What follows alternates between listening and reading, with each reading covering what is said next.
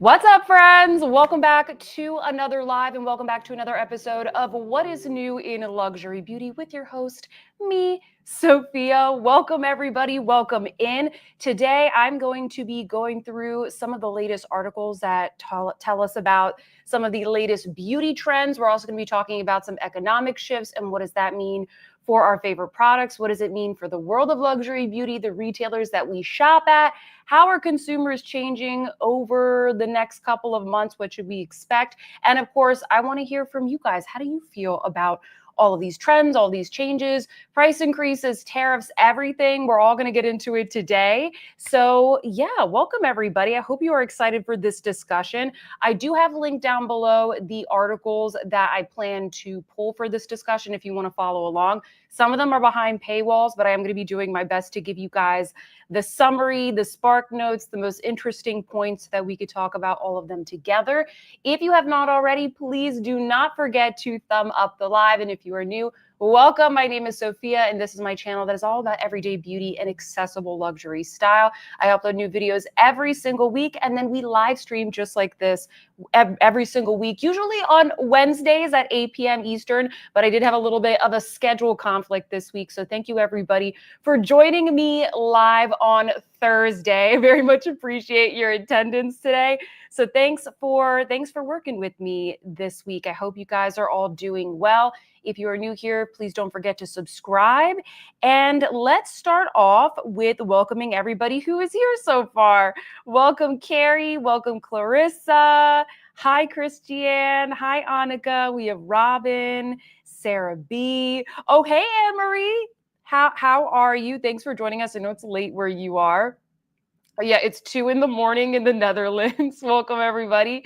Hi, Little Sin. I have Angela, Nydia, Joanne, Tyga, Tracy, Lenore, Monica from San Diego. Hi, Christina. Hi, Jenna. Welcome in, everybody. Yay, I'm so excited. Some of you guys are usually like waiting early in the live, but when I went into the studio today, there was like nobody waiting. I got a little bit nervous, but then you guys came through. Oh, thank you, Annika. I am going to share actually what is on my face, since it does take like a couple of minutes for people to get their notifications and get into the lives. So I'm going to tell you guys what is on my face today. Hello, Tracy. She said, happy Friday Eve, everyone. Yeah. Hope y'all had a wonderful Easter holiday. Yes, I hope you had a wonderful Easter as well, Tracy. Hello, Sea Salt Waves. Hi, Malda. Welcome. Yeah, happy Friday Eve to everybody. Hi, Dawn Princess from Canada. Kia, Sarah. Hey, everybody. All right, cool. Let me quickly show you what is on my face, and then I have a couple of quick little like announcements, some events and things coming up. So on my face today, I have a bunch of things that actually, some of them are new to me, some of them are not, but they're all on sale. So Macy's is having a beauty sale that just started today, and I'm guessing it's going to go for like a couple of days. That would be my assumption. So I decided to do a full face of items that are in the Macy's sale. And some of these are new, so you'll get like a little mini review from me. So the first thing that I have on here, and all these are linked down below. I should have listed all the shades and stuff if you want to look up what shade I am, in case we are shade twins. So the first thing that I have on here, and this is a sample size that I got when I went to the Clé de Peau counter for my event. I think it was like 2 weeks ago at this point. This is the foundation from Clé de Peau, the one that comes in like the big luxurious jar. Unfortunately, guys, it's so good. It's so expensive. It is a beautiful foundation. And this actually is the lightest coverage foundation that Clé de Peau has in their lineup. The Radiant Cream Foundation, which is like my holy grail, that's actually the most full coverage one in the line. And this one is the lightest. But I feel like this is still kind of like medium coverage. Like I've been able to build it up to medium coverage. It is so fresh. It feels like skincare. It is beautiful. It is so hydrating, has a little bit of glow. I wouldn't say it's as glowy as the Radiant Cream Foundation, but it's really, really good. And I think I'm going to pick this up in the Macy sale. Everything is like 15% off. I don't think I'm going to be able to really get a better discount than that probably on Clé de Peau, maybe on Black Friday. So I think I'm going to get the full size, but for now, I'm just going to use this as like my travel size, I guess. Then I also have on here the Clé de Peau concealer. So this is in the shade, this is in beige, number 3.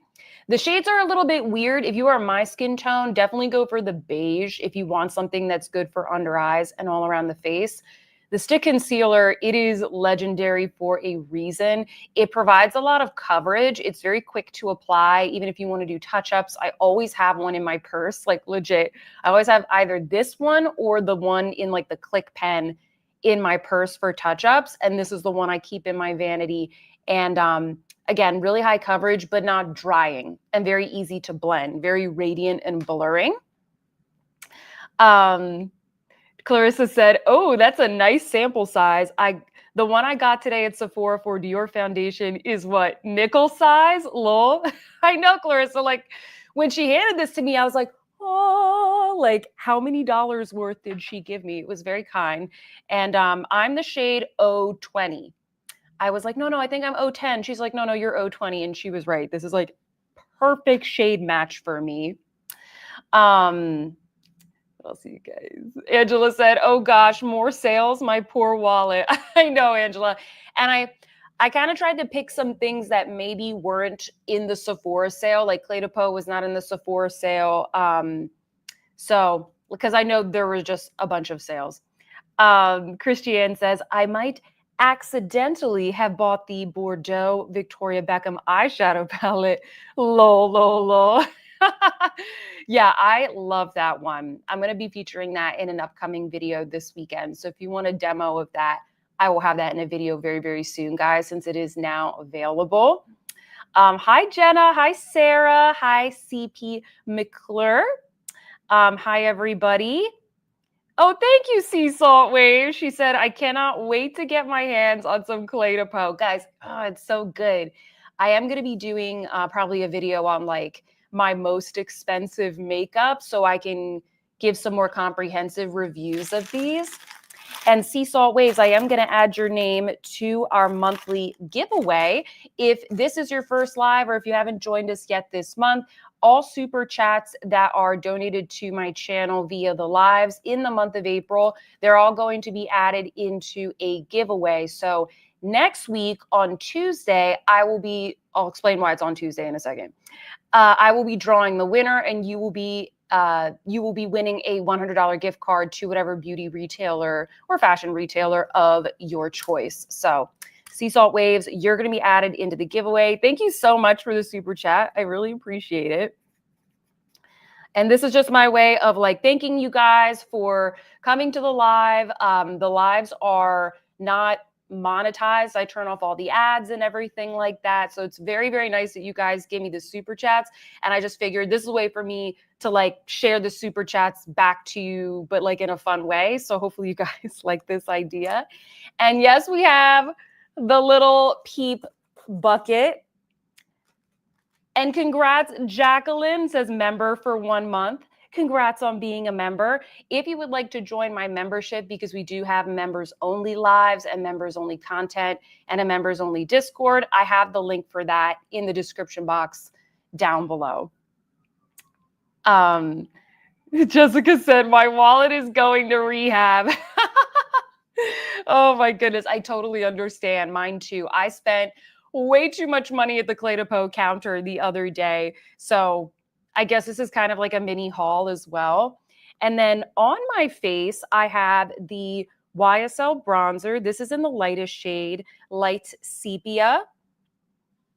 I feel like I always look washed out on this camera, I guess because I have like artificial lights on my face, but this is a very nice shade for me. And I do really like this bronzer and I love the packaging. So all of the YSL products are also in the Macy sale. They have the setting powders, the loose powders. They've got the lip oils if you want to get those. They have everything. Everything from YSL is in there. I also did a little bit of the Dior Coral Bronze. The whole Dior summer collection is in the sale. I don't know if they have the luminizer, but they have, I think, everything else. So in the description box, guys, I have a link to the Macy sale. I also have a link to my favorite products if you want to if you just want to see what I would recommend. So they have all of the Dior stuff. So that's something that I would recommend because you can't get that at every retailer. And then, also a product I've never shared on my channel before. This is a Clé de Peau blush duo. I purchased this when I bought the rest of the Clé de Peau stuff on here. I have never tried these blushes. These are beautiful. This one is called Blown Rose. It was like the most neutral kind of brownie one. So I was very much drawn to this color story. It's kind of like a light pinky rose and then a deeper traditional neutral, slightly brownie rose. This is so beautiful. I've been wearing this nonstop. I love this blush. It is kind of like a demi matte, very, very smooth on the skin. I feel like they need to, I feel like nobody talks about these, but they're really, really good. So I noticed that they had, I think, 3 different shades of the blush that were in stock, including this one. So I was excited to see that. Oh, thank you, Jacqueline. Jacqueline gifted 1 Sophia Sees Beauty membership. Thank you. Let me add you to the giveaway. It's always fun to gift memberships because then somebody gets, a chance to kind of experience the perks.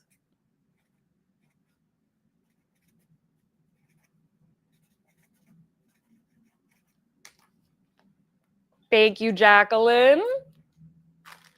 And then, where was I? Oh, yeah, highlighter.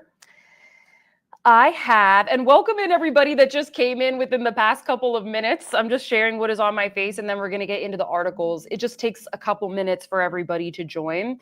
I have the Dolce & Gabbana highlighter. This is such a beautiful formula. I feel like I don't talk about it enough because I'm always reviewing a lot of Chanel and Dior. This is a really good highlighter. Let me swatch it real quick. It is incredibly smooth. See that? It is a very similar formula, and I have like a swatch comparison in my Dolce & Gabbana brand review. It's a really similar formula to that Chanel Camellia highlighter. It's just not as pink. It's more of like a traditional champagne shade, which I like. It's super good. It does come, I believe, with this little brush as well, but I never use the brush. Oh, excuse me. I just keep it in the little pouch. Get in there. Okay. Oh, Clarissa said, I got my Clé de Peau eyeshadow palette, Seagrass, and it's beautiful. That one is so good. That's the one that sold out first when they first launched. I love that one. And in fact, the one I have on my eyes right now is, I think this is called Ocean Sunrise. I put it in the description box, so I'm sorry. I'm blanking because the name is not on the back.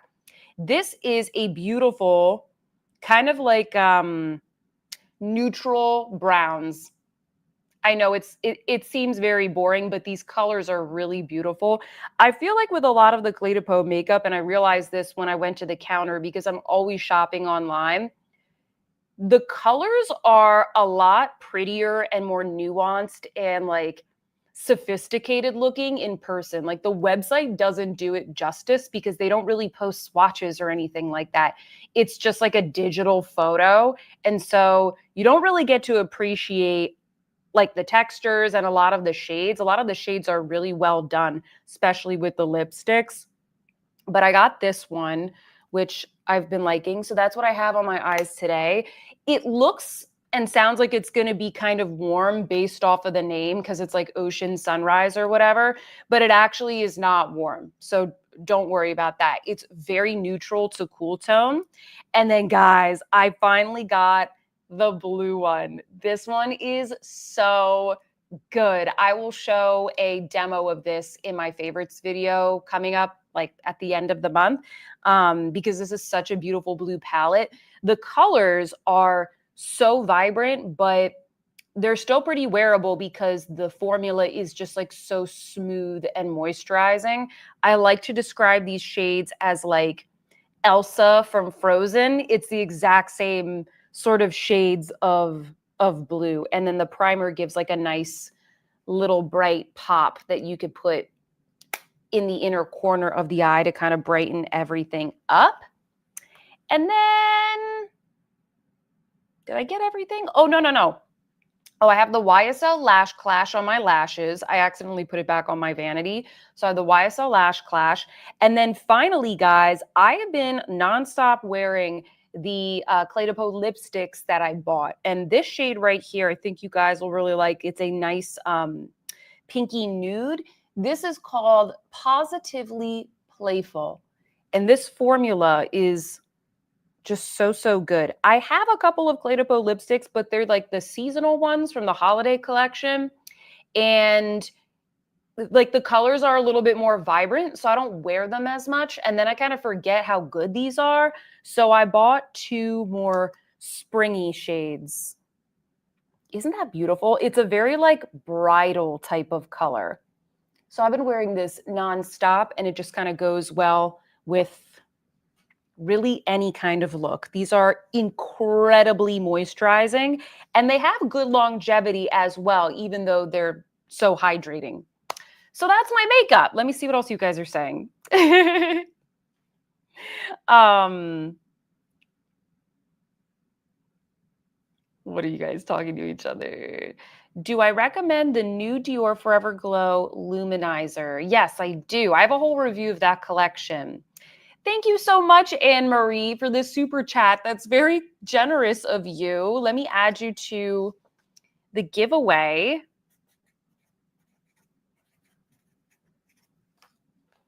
Thank you, guys. Welcome, everybody who just came in. We have a good turnout today. And thank you, Christina, for gifting a membership. Thank you, guys.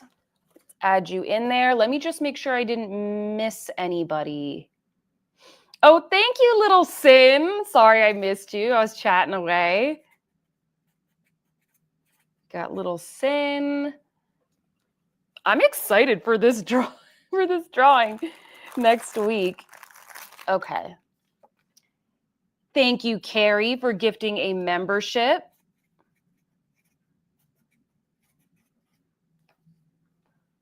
Carrie, thank you so much. Okay, I think I got everybody. Hi, Ashley. Welcome. Hi, Trina. Oh, thank you, Kia.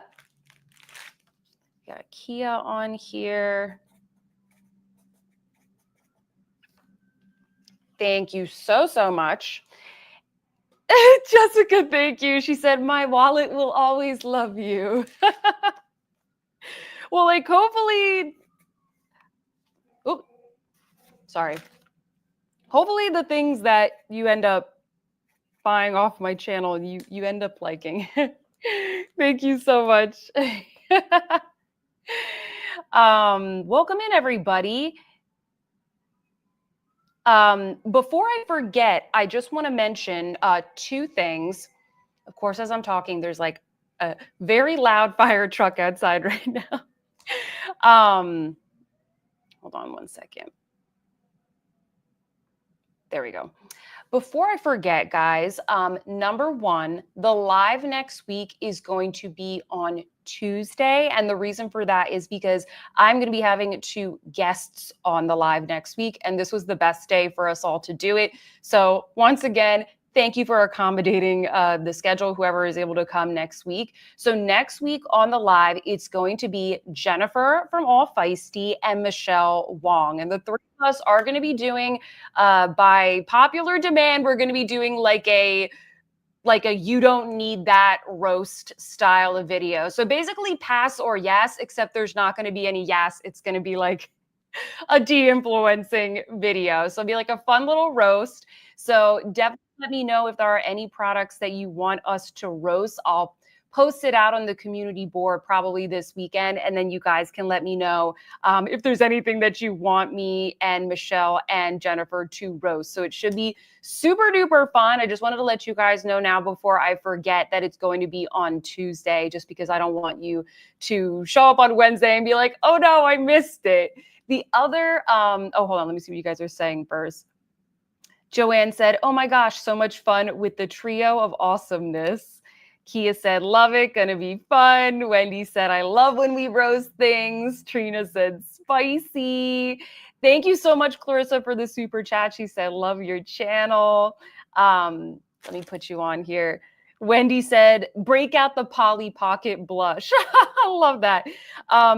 Yeah, do you guys, I was thinking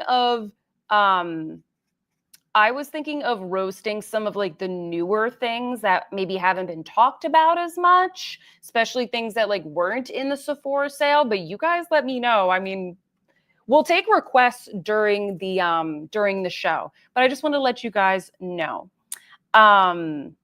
He has said, I want to see the Chanel Allure mascara roasted. It's so awful for Chanel. Hi, hey new, welcome. Okay, so it sounds like you guys are excited. And then the last announcement that I have, sorry, this is like a very long intro. The last announcement that I have is next Friday, I'm going to be in Miami, and we are going to be having a Miami area meetup for anybody who lives there. It's going to be at the Aventura Mall. We're going to be going to the little cafe in the Nordstrom. We're going to, have some lunch, have some coffee, and then we're going to go shopping in Nordstrom and at the mall. So for anybody who is in that area, if you would like to come, I would love to see you and meet you in person. The registration link is in the description box. It's totally free, but I do like to just sort of know like who's coming and the head count. So if you could please register if you think you're going to come, please check out the link. All the details will be there. So very excited to meet you guys. And if there's any other meetups in the future, I will definitely announce them. I'm working on another one, but don't have all of the details planned out yet. So yeah. The Wendy said, I will gift 50 memberships if you wear the Polly Pocket blush as a necklace. Wendy, I like that challenge. I mean, I'll do it. If you give 50 memberships, I will do that. I think it's a very cute necklace, right? Maybe a little bit much, but I'll wear it on my live for sure. And you know what? If I get a little bit like oily or shiny during the live, I can just like pop that baby open and like powder up, brighten up. Thank you, Kay Josephine. She said, yes, bring on the salt and roast next week. Yay. I'm so excited that you guys are excited for that live. Yeah, we planned it a while ago, and that was the best day for us. So hopefully that works for most of you guys. It'll be at like the same time as usual. Thank you, Kay Josephine. Boop, boop, boop. Put you in there. Wendy said, I am dead serious. Okay, Wendy. Okay, I need to set a reminder I'm going to write this down. I feel like that'd be hilarious. Wendy said, I can't quit laughing. I would die if you stopped the live to blot your neck with your necklace blush. Joanne said, big hearts are in, but maybe not that big. Well, like all of that kind of Y2K looking stuff is back in now. And, we had like the lip smackers in like the 90s when I was a kid. I actually have a little like Dior ring, a Dior beauty ring on my vanity from back in the day. And when you open it up, there's like two little lip gloss. It's a lip gloss duo. I used to be all into that stuff, guys. All right, guys, let's, Tracy said, I have to watch it because Jen loves her Polly Pocket blush. It's a good product. I just like, for me, the shades were off and the packaging is a little bit silly. Okay, guys, let's dive into the articles. Thank you, everybody, for joining. I feel like we have most people here now. I'm going to share my screen. I know staring at articles is not that interesting, but I'll share like the title of the article and any of the visuals that they have, and I will do my best to read from my notes all of the best points and kind of summarize everything for you, and we can have a little discussion. So, yeah, I think this will be good. Give me 1 second as I load this up. And I do just kindly ask from you guys, like I know some of this stuff, it can be like a little bit stressful because we're talking about like economic changes and all of that. And I do just kindly ask, this is not a political discussion, it's not a political debate. I am not planning on using this live as my like political soapbox. The things that we're going to talk about, like they are what they are. What I want to talk about is how we are going to react to those things in terms of where we're spending our money, and how do you think like beauty will change? How do you think how do you think consumer behavior will change? And how do you think the beauty brands will react to the things that are happening? That's what I really want to talk about today. Okay, hold on 1 second because I have like a million tabs open.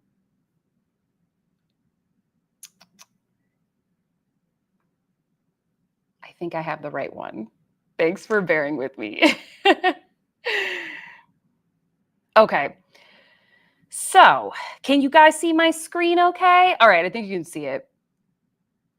I have like 3 screens here, guys, so bear with me. I'm going to be bopping back and forth to what you are saying, the articles, and my notes. So the first thing that I have up here is actually some beauty trends. This is the Vogue Business Beauty Trend Tracker, and you can actually follow along with me via the links in the description box if you care to. I believe this one, oh, you might need to pay for it, but whatever. I'm going to show you the details here first.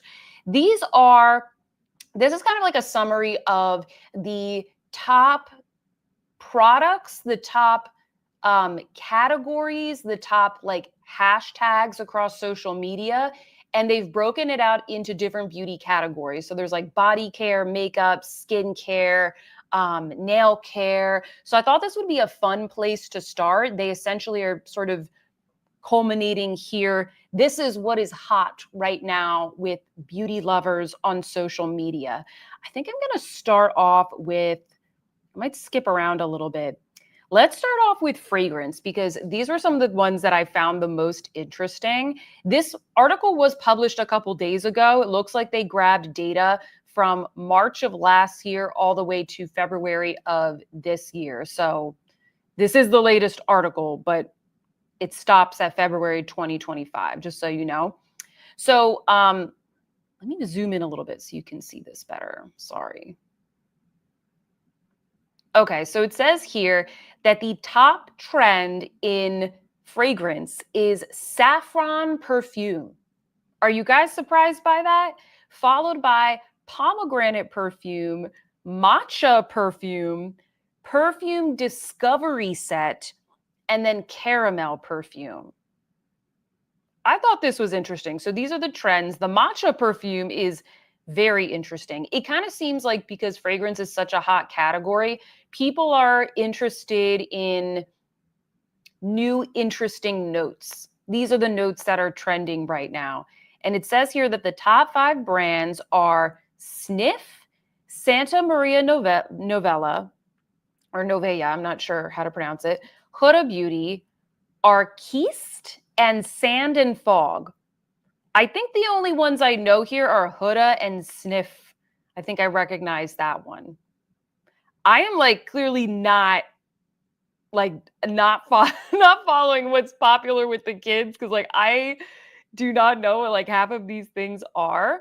But it says here consumers are increasingly drawn to rich, layered fragrance notes that balance warmth with depth, as seen in the rise of saffron, pomegranate, and caramel perfumes. The interest in matcha perfume reflects a continued demand for nuanced, earthy scents that feel refined yet wearable. Perfume discovery sets highlight a preference for exploration and personalization, suggesting that shoppers are more intentional about finding signature scents. These trends indicate a shift towards bold yet sophisticated fragrances that offer both indulgence and individuality. Trina says, vanilla for me. Hi, Kiki Blaze. Welcome. Michelle said, Huda Beauty doesn't surprise me. Her Kayali fragrances are really nice. Yeah, the Kayali fragrances are very, very popular at Sephora. Christiane says, I love discovery sets. Oh, okay. Marie is saying Sand and Fog can be found at Marshall's or TJ Maxx. Is Sand and Fog like an affordable brand? Are they sold at like Target or something like that? Christina said, this is very interesting. Fragrance revived with the pandemic. Yes. Catherine said, saffron has been around forever. It certainly has. I just don't know if it's been trending. Like, I don't know if people I don't know if people were searching for saffron perfume, although it's like definitely been around forever. Yes, Little Sin, she said, no vanilla. I felt the same way. I was surprised it didn't say vanilla. It says caramel. Although, no doubt, I think vanilla and very gourmand perfumes are trending at the moment.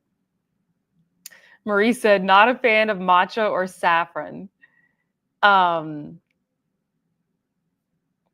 me see right here. They also have, I don't know how they organize these, but they also have these things that say trending on TikTok, but they don't seem to be related to the category that they just talked about. Here it says, this is what's trending on TikTok. Skincare mistakes to avoid, blow dry style, going out makeup look, glass glow skin, simple hairstyle tutorial. What's interesting to me is that, like, it does seem like a lot of people on TikTok are searching for like tutorial style makeup or like inspirational types of things, almost like maybe what we used to use Pinterest for. Whereas on YouTube, I think people search more for products. It's like, I feel like tutorials are just, at least on my channel, like if I were just to do just a tutorial, it wouldn't really get as many views. But for short form, it's a completely different story. I just thought that was interesting. These were the other ones here.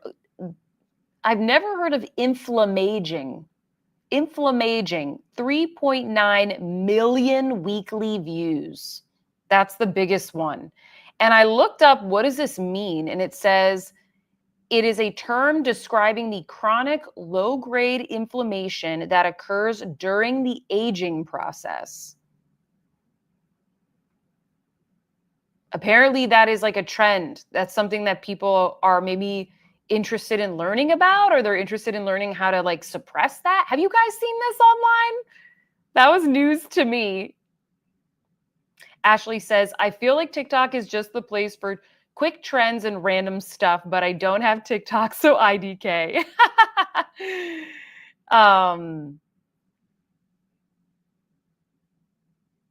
Okay, Marie says super affordable prices from S&F. Okay. Oh, Holly says hello. Oh yeah, she's going on a trip this week. I think she's going to Germany, if I'm not mistaken. Marie says she has heavy cream from Fleur. Not bad, but not my favorite. Do you go to TikTok for beauty trends? Do you use TikTok at all? I have TikTok to do research, but I don't personally enjoy being on TikTok. I don't enjoy the content. I know a lot of people do. I personally do not. Anne Marie said no. Marie said hell no. Joanne said no. Okay, Annika says I use TikTok. I have my favorites on there. So it sounds like a lot of you guys, you do not. Okay, Kiki Blaze says I use TikTok to look at in real life swatches. Okay, for like a quick swatch. Michelle said TikTok is more for cute animal videos. Otherwise, I'm good. Oh my gosh, guys. Every time I go to search for something on Instagram and then I have to click into the search page and then there's like a bunch of kitten videos and I get so distracted and then I forget why did I come to TikTok in the first place or not TikTok, Instagram in the first place. And then I'm like, oh wait, yeah, that's right. I was looking for this new beauty release post or whatever. I get totally sidetracked. Wendy said I avoid TikTok at all costs. Okay, so it sounds like some of you use it, some of you don't. Stephanie said I'm a YouTube girly. Thank you, Christina, for the super chat.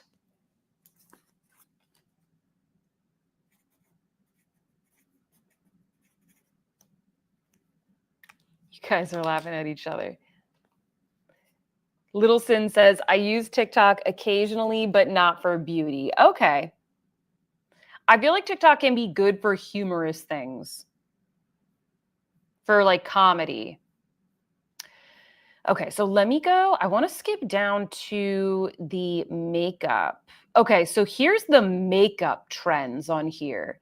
Number 1, brown waterproof mascara. Okay. Cushion foundation. I can see that, especially because like the tier product, like that was big over the past year. And I think maybe cushion foundations are potentially more novel to the slightly younger demographic that is on TikTok. Like we all kind of know about them. Like they're very big in the Asian market, but they became a trend. Nano brows, creaseless concealer, and peel off lip stain. Oh my God, the peel off lip stain, I could not escape. I was like, if I see one more peel off lip stain TikTok, when I had to like go through and do research and stuff, the brands, it said Wonder Skin, which isn't that one of the brands that does the peel off lip stain? Then Made by Mitchell. I was kind of surprised by that, although I know nothing about what's trending. Mob Beauty, Daisique, and Cover FX. Like what? These are the top makeup brands on TikTok. I am like, what? These aren't even sold at Sephora. And the little takeaway here says consumers are seeking long-lasting, low-maintenance makeup solutions as seen in the demand for brown waterproof mascara, creaseless concealer, and peel-off lip stain. The interest in cushion foundation and nano brows reflects a preference for precise, buildable finishes that enhance natural facial features and textures. And then it says elsewhere, multifunctionality is key with like hybrid products, hydrating coverage. These trends indicate a shift towards convenience-driven, performance-focused beauty that streamlines application while delivering polished, lasting results. I can definitely see that. I can see a lot of brands going the kind of multi-purpose route. Things have gotten a little bit more natural over the past couple of years. So I guess that makes sense, but I'm still just surprised that like brown waterproof mascara is like the biggest trend. That doesn't even feel like a trend to me. Sea Salt Wave says, I'm so surprised how is MBM Made by Mitchell. Okay. How Made by Mitchell has hit peak popularity. Then again, I don't understand TikTok trends. Yeah, I know. Wendy says, would we call peel off lip liner low maintenance? Yes, it stains, but it's such a pain to put on. Yeah, I think it is. I think it's just because it's like you don't have to reapply it throughout the day, but I agree. Like it's so finicky to put on.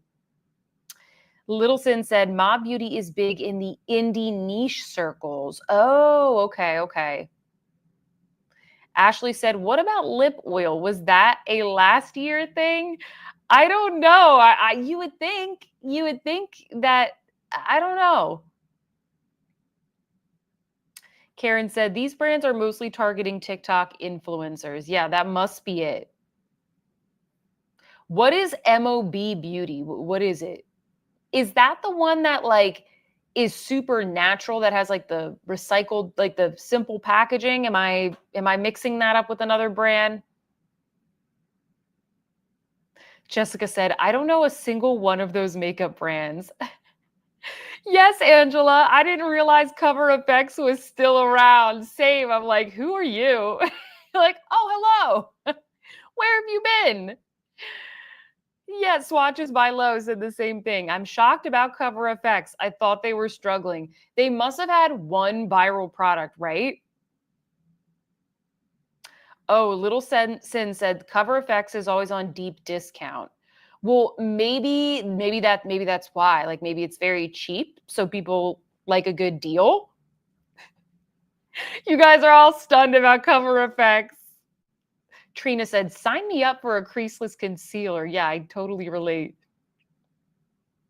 Um, Little Sin said, "Brown mascara is huge right now." Well, I guess I'm on trend, guys, because I'm wearing the brown YSL Lash Clash because that's what I had on my vanity at the moment. I was like, okay. Is nano brows, is that just thinner brows? Are they calling it nano brows?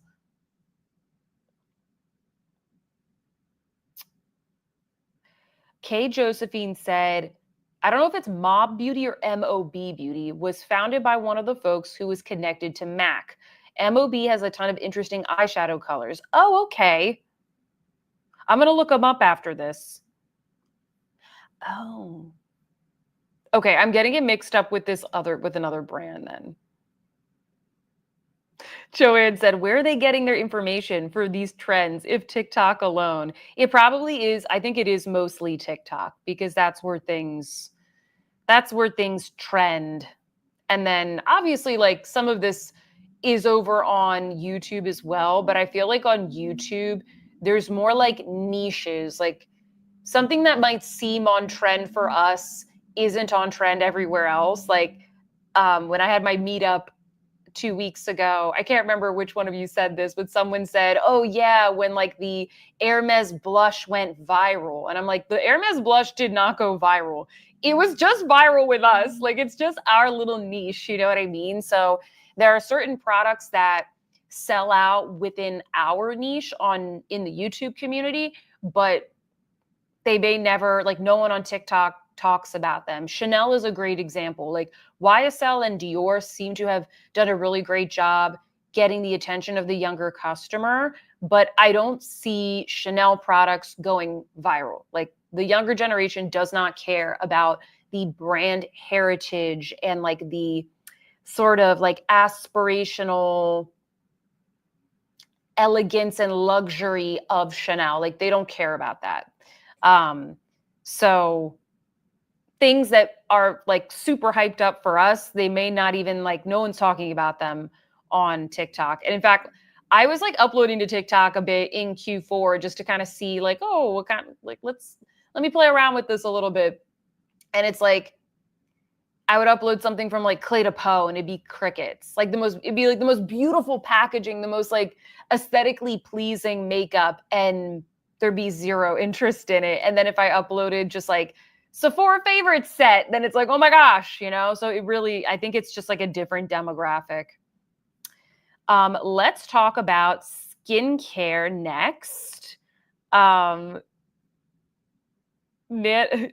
said, nano eyebrows can last 1.5 to 2.5 years. Man, I might look into these. Some of you guys like brown mascara. What's a good brown mascara?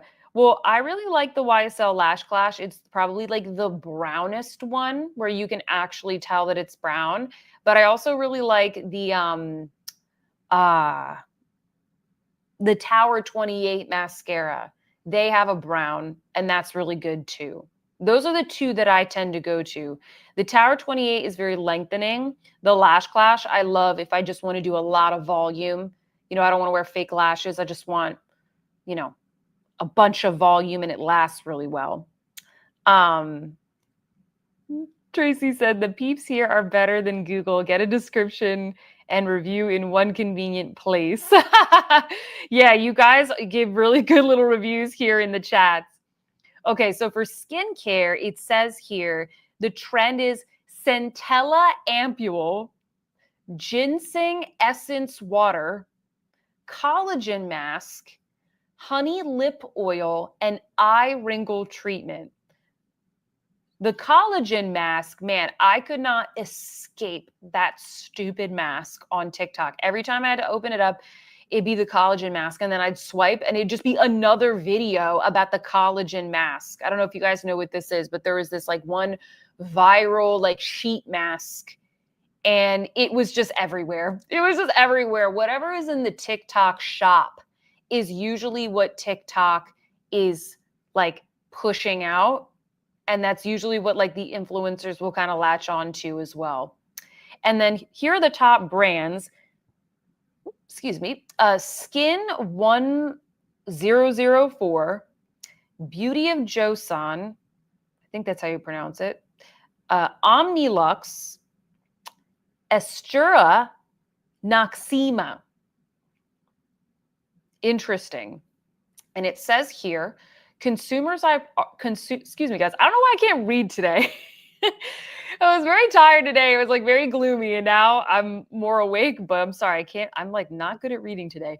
Consumers are prioritizing skin barrier support and long-term resilience, turning to ingredients like centella and ginseng for soothing, revitalizing benefits, and brands like Skin 1004 and Noxema for trusted, effective ingredients that deep cleanse to maintain clear skin.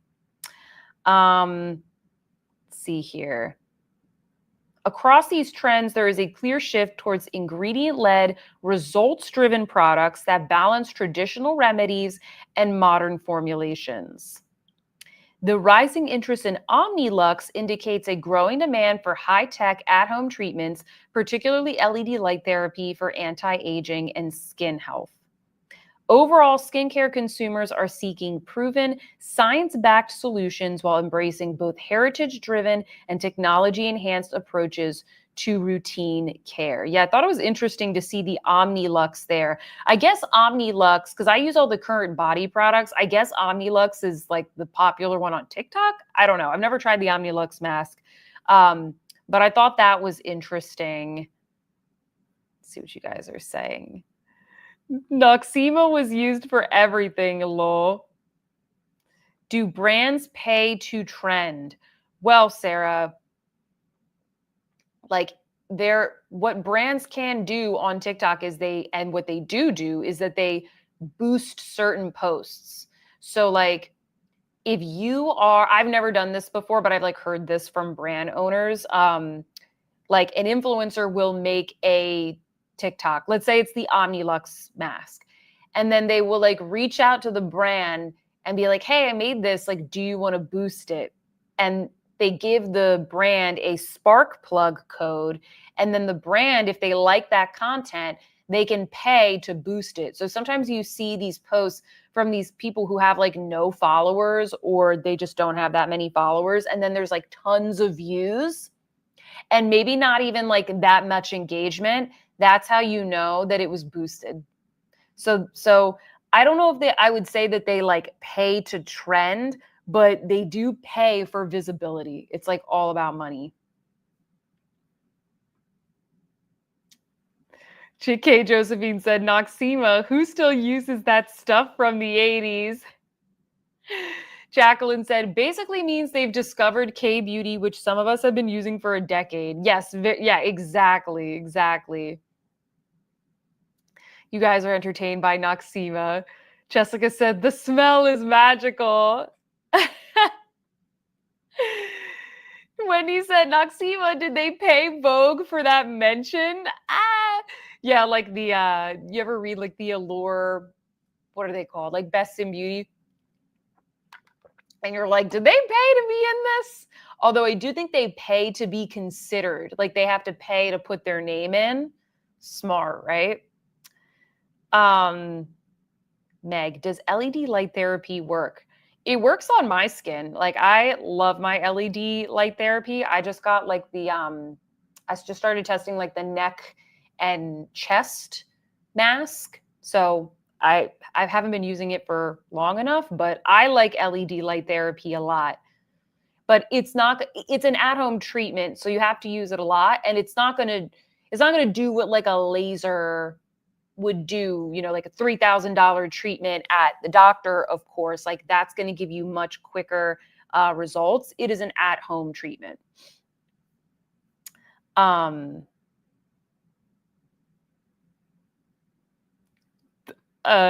Somebody roasted the Allure Best in Beauty. That sounds funny. Hi, Butterlight. Welcome to the chat. Yes, Kiki Blaze. You have to use the LED several times a week. Yes, it's more of like a long-term thing to integrate into your routine. And it's only like 10 minutes. So I just like check my emails. Like I just pop it on my face when I wake up. So it's not too bad for me. Especially since I have a lot of redness. That's my main concern, is redness and hyperpigmentation. It's big for me. Like that's my number one. So that's one of the reasons why I'm very consistent with it and why I partner with Current Body a lot. Okay, where was I? Hold on, let me see what other categories are here. Do you guys want to do, there was body care, hair care, nail care, wellness. Go back up to the body care real quick. This is what it said for body care: vanilla body scrub, retinol body wash, moisture gloves, vanilla body wash. There's your vanilla, guys. That, I guess it's all in the body care. Urea cream. I love urea cream, especially like cuticle cream. And for the brands, we have Bella Beauty, EOS, CLN Wash, Luna Daily, and Salt and Stone. The only one, I guess I know what EOS is. They make like those lip balms. Salt and Stone, I know. They've gifted me some body products and they're very nice. They smell really, really good. So I do recommend Salt and Stone. It says here, the search trends in body care reflect a growing consumer preference for multi-sensory and indulgent experiences, as seen in the popularity of vanilla-scented products like body scrubs and washes. There's also a clear focus on advanced skincare ingredients and efficacy, with demand for functional treatments such as urea cream, moisture gloves, highlighting concern around hydration and intensive repair. The rise of retinol in body wash exemplifies the skinification of the space, and consumers seek face-grade actives for the body, driven by anti-aging benefits and ingredients that cross over from facial skincare. I have seen like body care explode this year.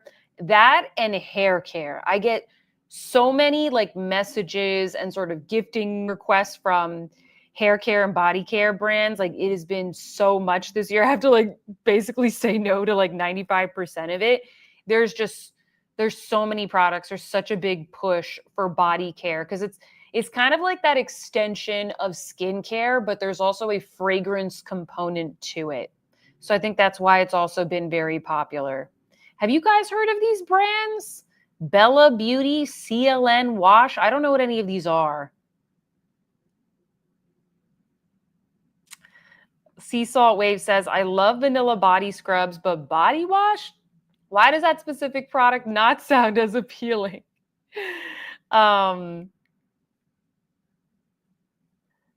you guys saying? Catherine says, my best winter skin treatment is the Anua Probiotic Overnight Mask. It's tremendously hydrating and healing.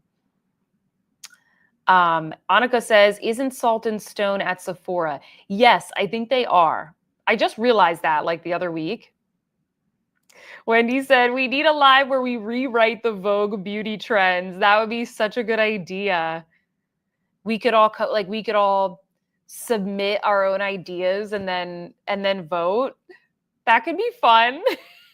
It's going to be like the YouTube over 30 crowd rewrites the trends. Trina said, thank God the vanilla arrives. Oh, a lot of you guys are asking for hair care. Okay, let me go down to the hair care then. Boop, boop, boo. Hair care is one of those things where it's just like I can only test so many because you have to use a shampoo or a treatment for probably like at least 2 to 3 months, right? Before you even notice a difference. And then you got to like stick with it. It's just like a category that's kind of hard to test.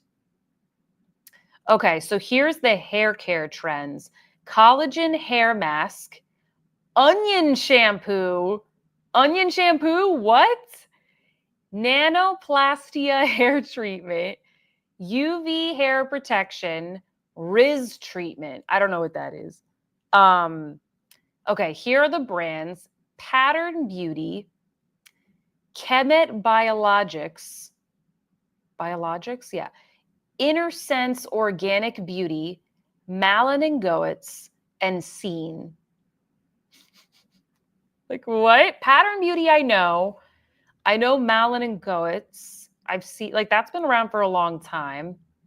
Consumers are prioritizing hair health and repair, seeking targeted treatments like collagen masks that nourish the scalp and strengthen strands. There's a growing demand for advanced smoothing and frizz control, reflected in the nanoplastia and frizz treatments that deliver long lasting manageability.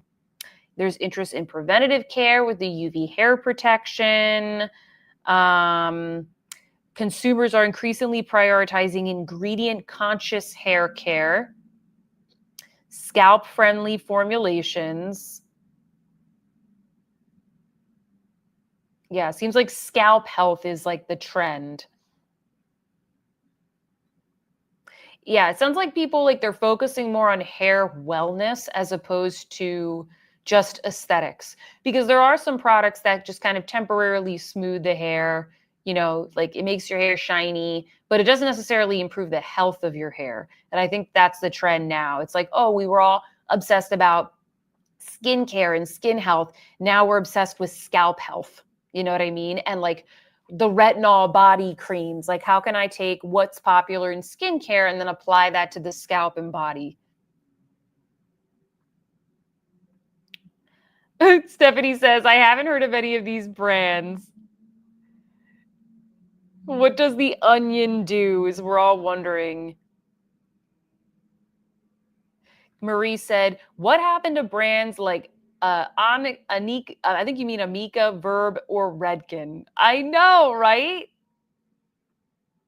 Oh, Karen says, I make my own onion rinse and use it once a month. Great for your hair. I also add in a few other things. Okay, Karen, well, what's your recipe? We need to know.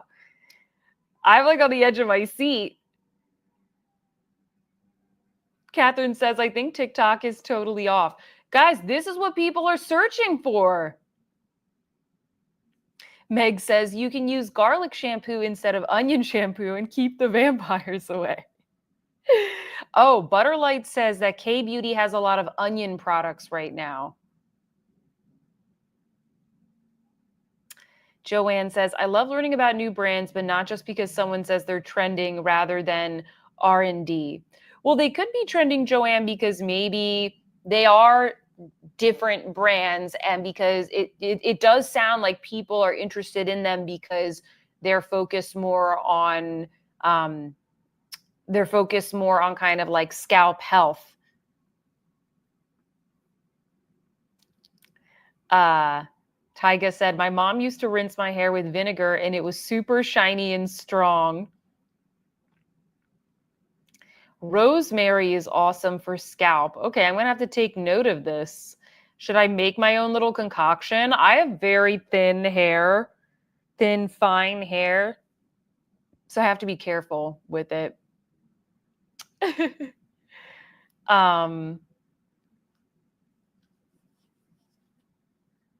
Chelsea said, rosemary, onion, and garlic. Our hair is going to smell like pot roast. Yeah, I know. Totally. That is hilarious. I don't know why I was reminded of, oh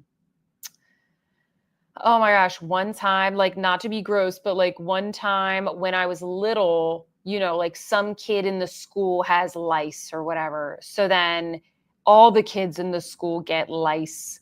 And like, I don't think I had lice or whatever, but my mom was like worried about it. So my mom, and like, there was no like YouTube videos and stuff back then. My mom put like lard in our hair. Somebody told her that putting lard in the hair will like kill the eggs. Never mind going to CVS and just like buying the shampoo that you're supposed to use. She put lard in our hair and it smelled so bad. I think she also put like mayonnaise in our hair. It was ridiculous, guys. I just remember there sitting in the bathroom with my sister with a lard scalp and like smelling so gross.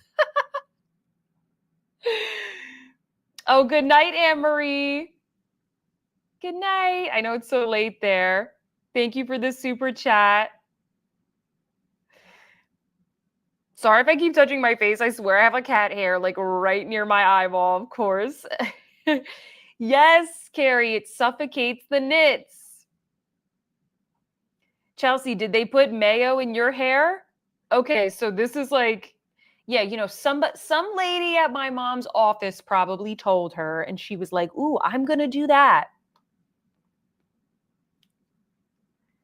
Casey said, "Oh, OMG, smothering them works though. She might have saved you. She might have made us sleep that way. I think she like wrapped our hair up in saran wrap or something, and we had to just go to bed that way."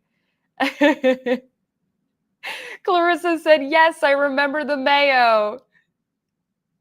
Oh, okay. Kay Josephine said, "We used coconut oil. It worked." Oh, tea tree oil, says Joanne. Marie said it's not an effective lice prevention treatment and it's not recommended. Is that what Google just said? Okay, so apparently I'm not the only one. A lot of you guys have endured the mayo and saran wrap. We were wrapped up like a bologna sandwich with the mayo. That's so funny.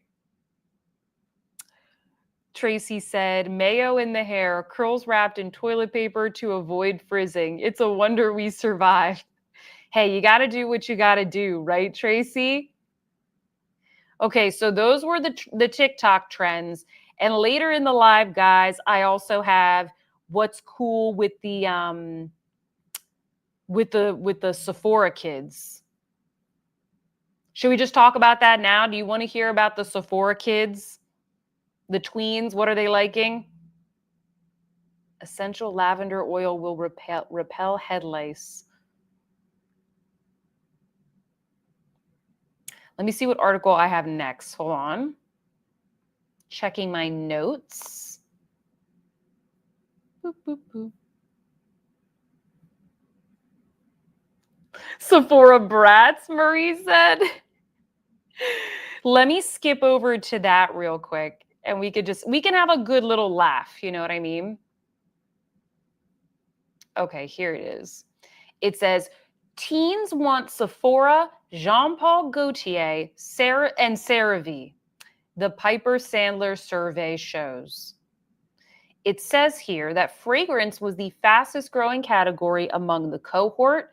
This is they surveyed almost 6,500 teens across 43 states. So this is the latest and greatest, okay?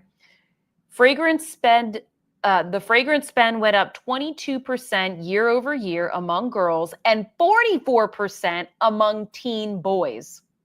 This comes as men's fragrances continue to outpace women's in sales growth. So the young men are getting into fragrances. Maybe some of the guys did wear fragrance when I was younger. They wore like Axe body spray. They didn't wear Jean Paul Gaultier, that's for sure. It says younger male entrants take increased interest in designer scents, dupes, and viral Oudie brands, which are standouts of TikTok shop's burgeoning fragrance business. Okay, let's dive in, okay?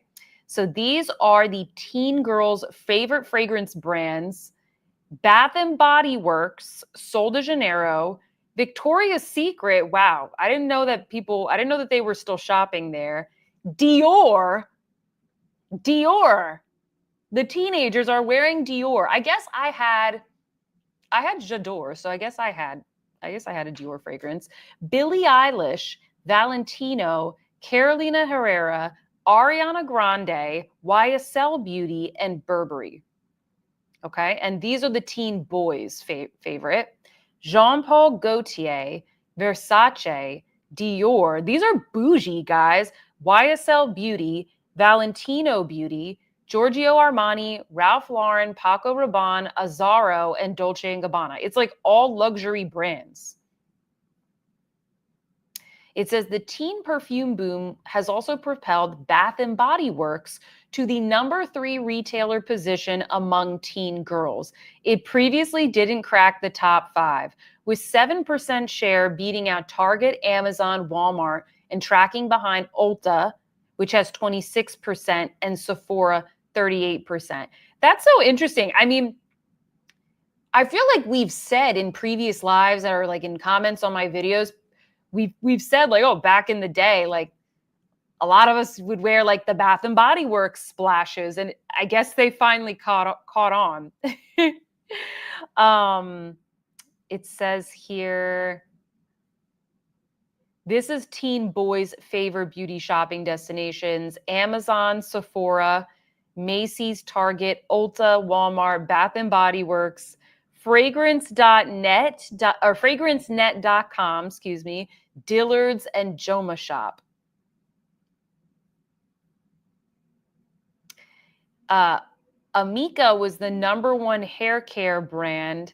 Elf Cosmetics was top in makeup at 35%, and CeraVe was number 1 in skincare at 32%. That makes sense to me.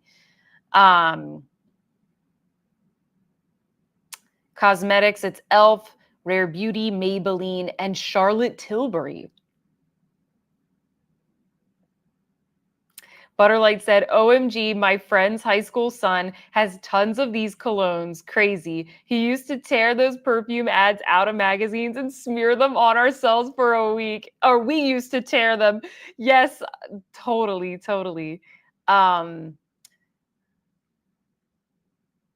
Carol says, I saw parents buy their 3 young tween boys Louis Vuitton perfume at the LV boutique in Topanga. What? Wow. Yeah, Joanne says Polly Pocket makes sense. True, Karen. Many of these brands have younger models that would attract young men. Yeah, even Chanel has like Timothée Chalamet. I don't know how old he is, but I feel like he kind of attracts that like younger guy audience, right? Tracy said, I had to make and save my own money for perfume when I was in school. Same. I would go to like Macy's with my little monies, and I guess that's how I guess that's how I bought my fragrances. I don't think anybody bought them for me. I think I chose them. Oh, okay. Sarah B says, when I was at a dance competition a couple of weeks ago, my daughter's 10-year-old friend said to me, you have Dior? And when I pulled out the backstage highlighter palette, it was so funny. Oh my God. So she knew what it was. Oh, that's cute. Angela says, wow, weekly allowances have really adjusted for inflation.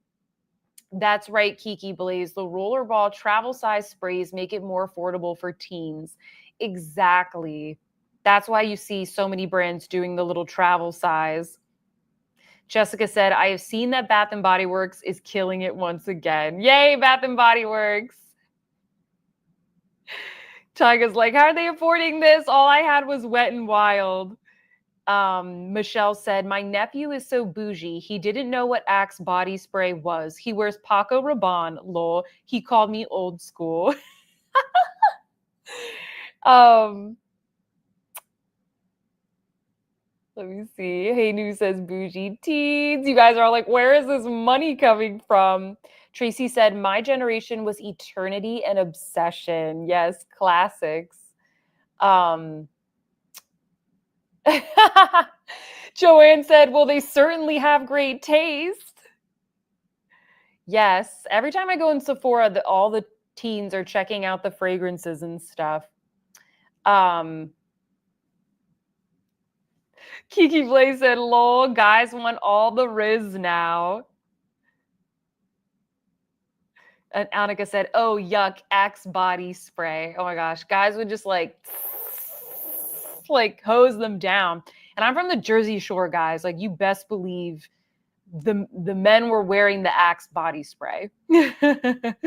Oh, Butterlight, hot take. Rio de Janeiro spray is Axe for girls. That's kind of true in a way. That's kind of true. Let me see if there's any other good little tidbits here that I remember. Oh, this was the teen girl. Oh, these are skincare. It's kind of like what you would expect. It says that Hourglass, Tower 28, and One Size by Patrick Starr entered the top 20 for the first time. MAC Cosmetics fell out of the top 20. Hailey Bieber's Road entered the top 20. So yeah, that's mostly it, guys. I thought it'd be a good laugh, okay? Here's the next one, a more serious topic, okay? We're going from a little bit lighter to a little bit more serious here. This is an article in Vogue Business. It says, are we headed for a beauty burnout, even as long routines and more involved treatments push us to the brink? Pain powers beauty, argues Jessica DeFino. Let me pull up my notes so I can remember what I wanted to talk about here. Okay, so this article, it's kind of talking about, well, obviously, are we headed for a beauty burnout? Are we kind of burnt out on beauty, especially in like the luxury space? There's definitely a little bit of a burnout on like luxury and people doing hauls. There's definitely a bit of a burnout, I think, on aspirational content on YouTube. I think some people are looking for more like relatable content. It's interesting to see how that has shifted. And here it's saying that the treatments and devices, that there's a lot of treatments and devices that we integrate into our routines to look naturally beautiful. So think like lash lifts, tints, the LED masks, Botox, of course, mouth tape are a couple of things that the article cites. It says that Botox and filler have increased nearly 58% between 2019 and 2023. We've seen a big rise in like veneers, weight loss drugs like Ozempic. So it's kind of like the article sort of starts off talking about all of these things that we've seen grow in popularity over the past couple of years. Are we feeling kind of burnt out by this? Then the article cites a WGSN future consumer forecast that isn't specifically about beauty necessarily. I think it's more of like a consumer habit forecast. And I'm not going to like read the whole forecast, but I will read you this little excerpt that was kind of like the abstract of the forecast. So you can kind of get a sense of like what they're referencing here. It says in 2022 WGSN survey, 65% of respondents said they felt burnt out due to more demanding personal and professional lives, exacerbated by a polycrisis of rising living costs, financial uncertainty, geopolitical tensions, and eco-anxiety. WGSN survey also showed that the great exhaustion is disproportionately affecting Gen Z, younger millennials, and women. Globally, 48% of people under 30 said they felt drained at work. And, sorry, my cat just jumped up. 40% of working women reported feelings of burnout. Do you guys want to say hi to my cat real quick? You want to say hello? Come into the camera a little bit more. Say hello. She's stepping over all of my things. So hold on one second, guys. Let me pick you up and not spill my water. You really snuck up on me. She is trying to lie down so that I don't pick her up. There she is. Sorry, all my little flowers just fell. There's no room for you here, Minnie. I'm so sorry. Now I definitely have a cat hair on my face. Okay, let me go back to the article. Yes, little mini. It's a mini break. She's like, this is my chance. I will feed you after the live, Minnie. Um, Chelsea said, IDK if burnt out describes me, but more gave up, lol. um, okay, what was I saying?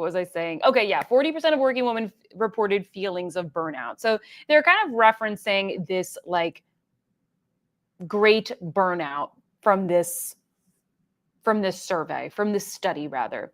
So the question is, are we headed for a beauty burnout? And this author argues actually that it will be the opposite. That's what she was saying. She's saying that beauty will be seen as self-care, that during these times of us feeling kind of burnt out, that actually beauty is going to be something that we lean into. And she said, she basically kind of cited the pandemic era, that like beauty was a very high growth category during that era. People really leaned into like self care and skincare. And we all know like a lot of people, what do we call it? The lipstick economy. You know, when things are kind of rough and people are a little bit stressed out, we do tend to treat ourselves with like lipsticks, you know, something that is, I don't want to say affordable at this point, but we try and kind of make ourselves feel better with maybe our self-care routines and little treats from Sephora and Nordstrom. I would love to know what you guys think. Is that what you think is going to happen? My personal opinion is that I think what she's missing here in her argument is that it's not, I don't think today is exactly the same as the pandemic, because during the pandemic, we saw a boom in a lot of different categories because people had more disposable income at that time. You know, a lot of people were not going out, they weren't spending money on certain things, and that money was kind of then like shifted to beauty products. You know, that was and skincare, that was a very big category. I don't know if it's going to be exactly the same this time. And so my question to you guys is, what do you see yourself spending more or less on?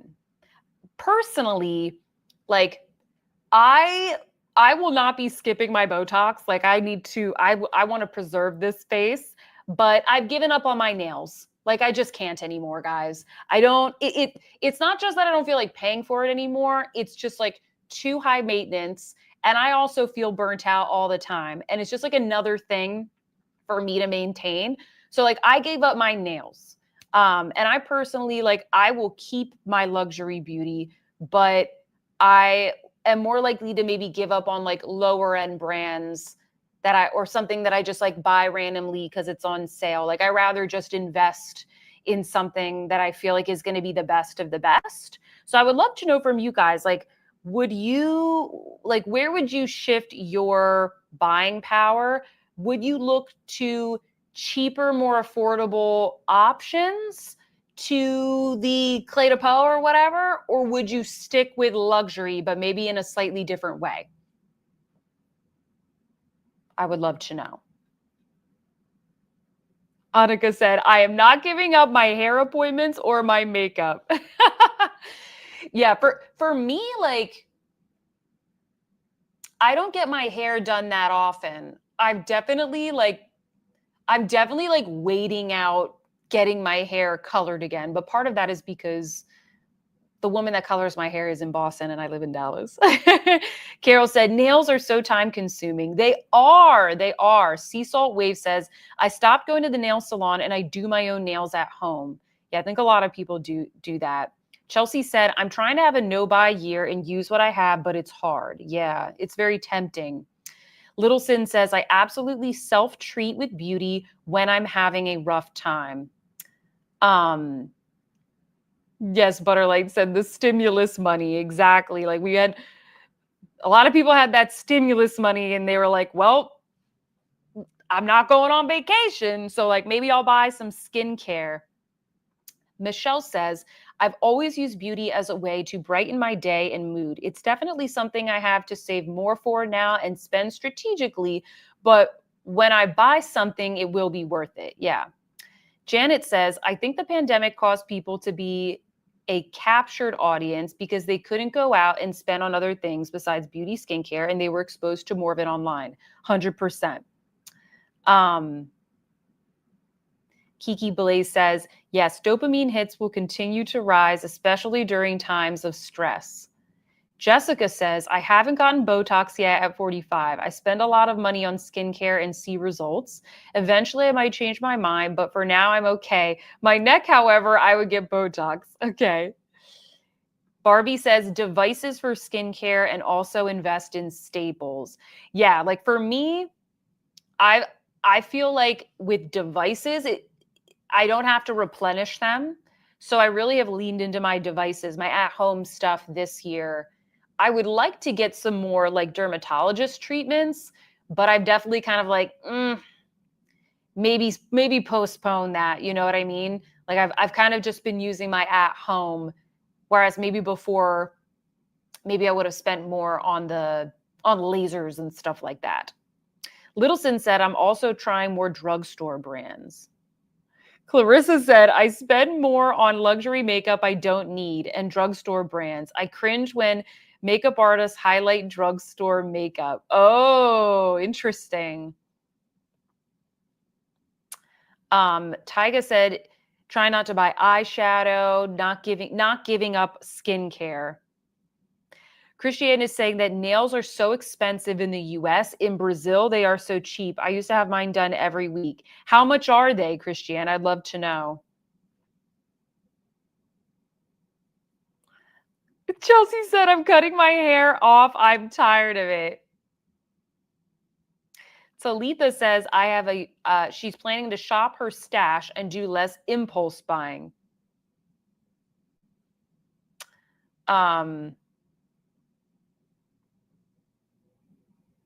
Jay Josephine says, I'm buying less expensive items that I go through quicker, like mascara. Okay, so you don't have to because you replenish them frequently, but invest that things that will be used for a couple of years, like an eyeshadow palette. I'm hoping for a low buy year 2. Sea Salt Wave says, I don't agree with the author because I've seen so many beauty junkies skipping hauls. I think part of that though is I think that creators kind of lean into certain trends, and I think that minimalism is a trend. Or they're just not creating that style of video because they don't think it's going to be popular or relatable, perhaps. Carrie said, I would stick with luxury or the best I can afford. I would rather pay for something good than replace something more often because it's cheaper. Yeah, I kind of feel the same way.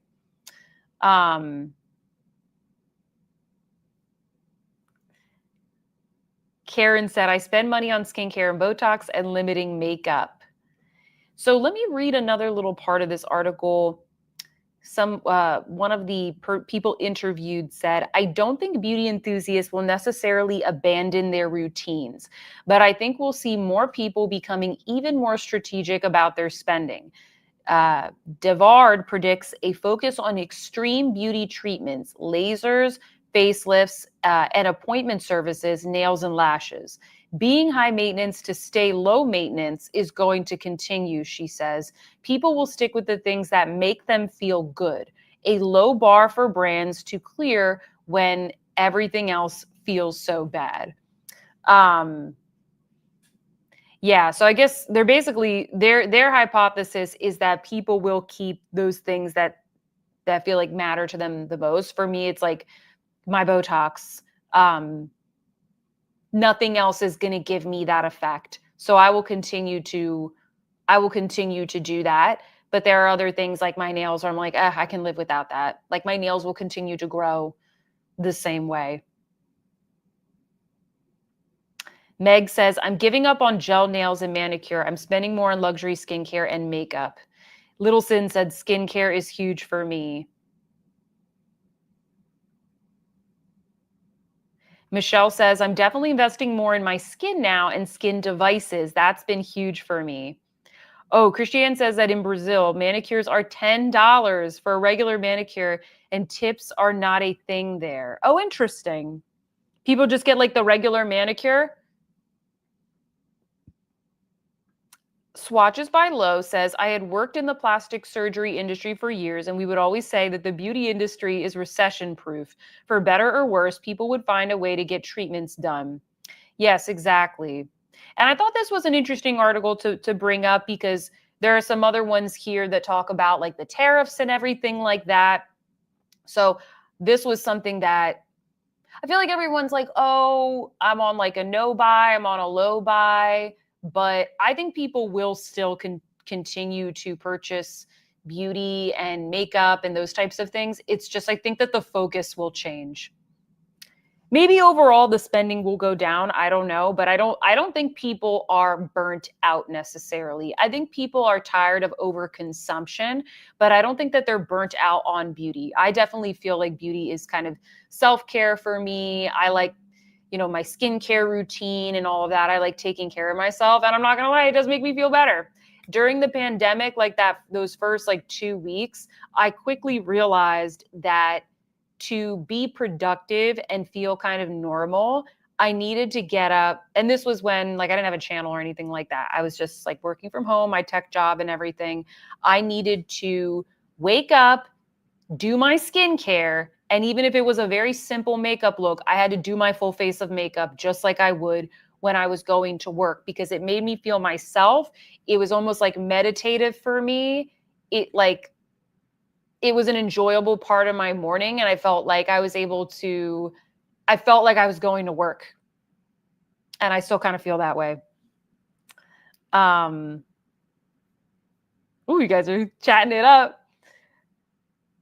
Hi, Night Star Beauty. Welcome. Thanks for joining us. We're chatting about beauty trends and luxury beauty news. Stephanie says routines are important. Mary says, I totally agree, Sophia. JK says, I'm on a severe low to no buy. Yes, on overconsumption. Brittany says, hopefully lower consumption will push brands to get creative again. Yeah, I think that's a really good point. They really have to, think about the overall package, what they're offering, the component.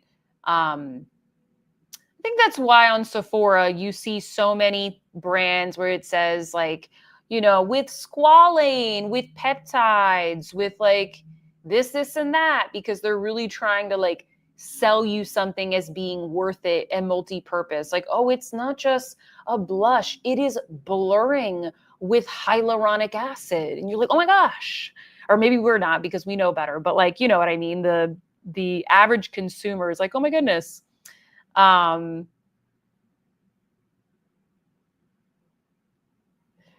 Cake it till you make it. Cut down on alcohol for your skin to glow. That is a great tip. And you save not buying wine,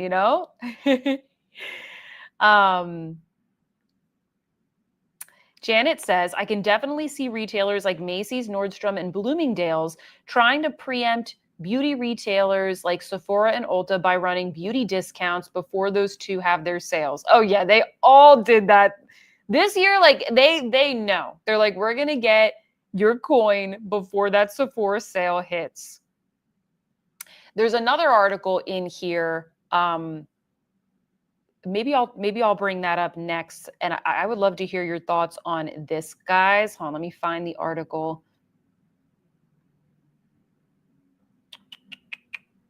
It's called The Beauty Slowdown Explained. Although I don't think they actually do a good job in this article explaining things. But there's a couple of interesting points in here. Hold on, let me get my notes here. So it says in here that both large conglomerates, so think like, I don't know, Estee Lauder, for example, and hot brands like CeraVe and Drunk Elephant reported a slump in fourth quarter sales. So this is like looking back at Q4 of last year. It says beauty's big conglomerates can't seem to agree on why their sales are slowing. Coty says it was lower orders from retailers. Elf, who also saw their sales go down, they blamed weak January sales on customers stocking up over the holidays. Others say inflation and economic uncertainty, or even the LA fires and the brief TikTok ban, are weighing on the market. L'Oreal and Estee Lauder companies cited a lack of innovation at their core brands. I wanted to bring this up because you mentioned kind of like brands bringing it. So here, just make sure this is big enough.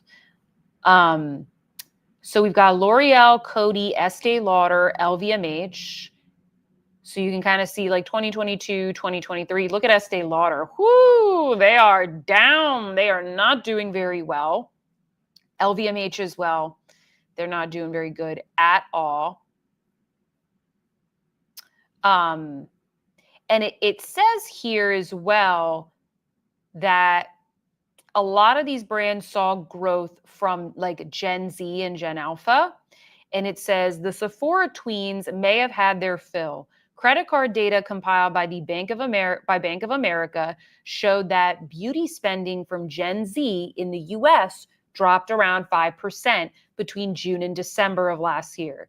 Young shoppers also gravitated towards makeup and fragrance categories that have an inherently lower replenishment rate than staples like shampoo or moisturizer, meaning a customer might have spent heavily over a short period and then they don't need to replenish.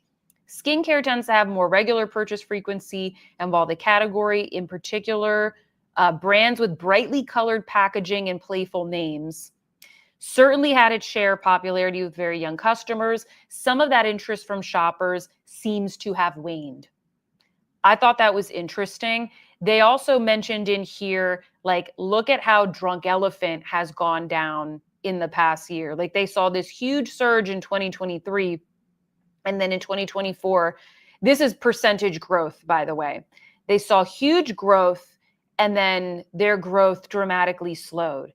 And they mention here, like, maybe they have fallen out of favor with their original customer, who I'm guessing is like us, because so many young kids were interested in them. I would love to know, like, has your perception of Drunk Elephant been tarnished because of the whole like Sephora Kids debacle? You know what I mean?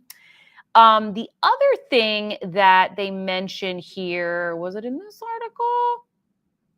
Hold on one second.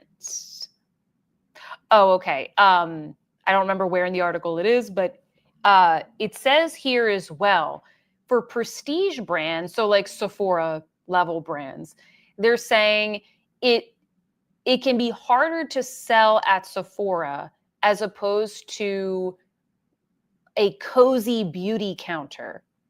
So think of like when you go, like I went to the Clé de Peau counter the other day for my event. Like the sales associates that work there, the people that run that counter, they've been running that counter for 20 years. Like they know everything about the brand. They can like sit me down, do my makeup. They know everything about everything. They can educate you, help you find what you need, color match everything. Whereas like at Sephora, there's just so many brands, it's impossible for a sales associate there to really know about every single product. And also, like, Sephora doesn't really necessarily care like which foundation you leave with. They just want you to buy stuff. Like if I was a brand owner, I want them leaving with my foundation. But Sephora's like, we don't care if you buy like Makeup by Mario or Rare Beauty. Like we just want like sales to go up. And I guess like I would love to know what you guys think about that. Do you prefer to shop at like a Nordstrom or an Neiman Marcus? Like, do you interact with the sales associates, or do you count more on social media and people like myself being the woman at the beauty counter, and then you go to Sephora and like you kind of help yourself? So they were kind of citing that as well. They're like, oh, well, people just find out about stuff on social media and there's not as many people selling us.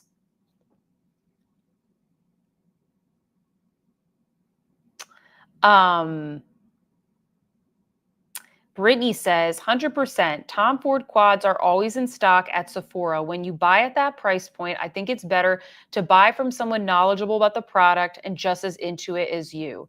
It's certainly more enjoyable, right? Trina says, I don't like the high pressure sales of beauty counters. Okay.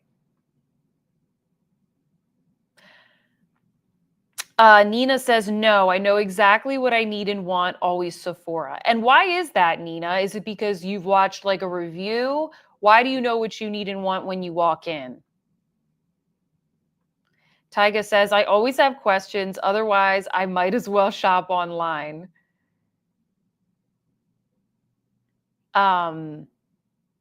Michelle said, I just love the story of Drunk Elephant. That's what hooked me.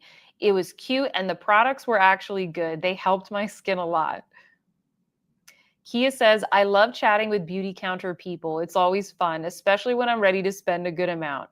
I love chatting with sales associates. Like I love interacting. I feel like there are some people who they're like, that's my worst nightmare. It's like if the Uber driver talks to you, you're like, oh my God, no. Whereas if my Uber driver talks to me, like I could have a whole philosophical conversation on the way to the airport and I'd be perfectly fine with that as long as they're not a crazy person.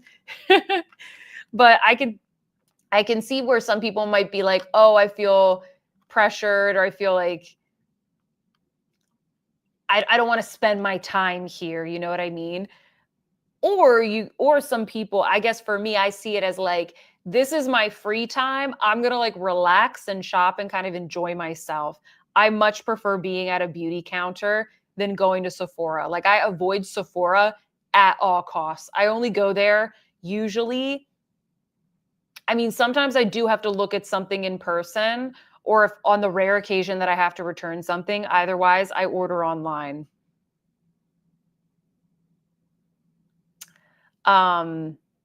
Valerie said, almost all of my shopping is online. I don't go to the malls or Sephora.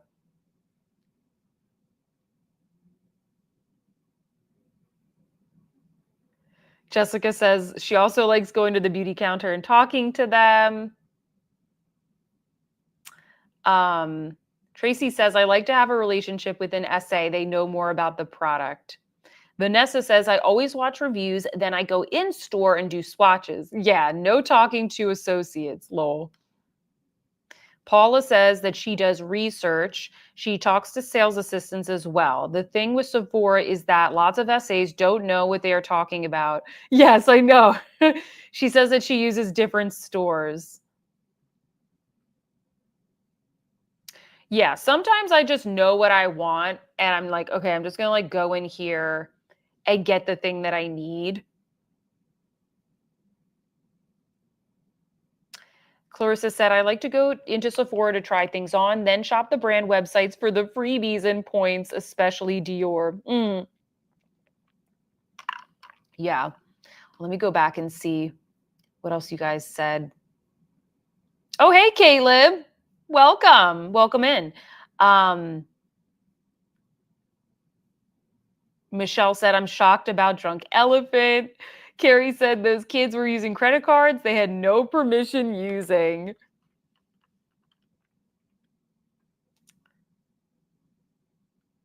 Karen said, there's a lot of smaller brands hitting the market that are doing good and not selling at Sephora and Ulta. True. Jessica said, I think that Drunk Elephant started to go down because of the Sephora kids. Plus, they were doing ridiculous things like a $700 suitcase filled with products and a lot of gimmicky things. Right. Remember the suitcase? Oh my gosh. Chelsea said, the Sephora kids can't pry the Drunk Elephants from my hands. Yes. Oh, thank you so much, Jane, for the super sticker.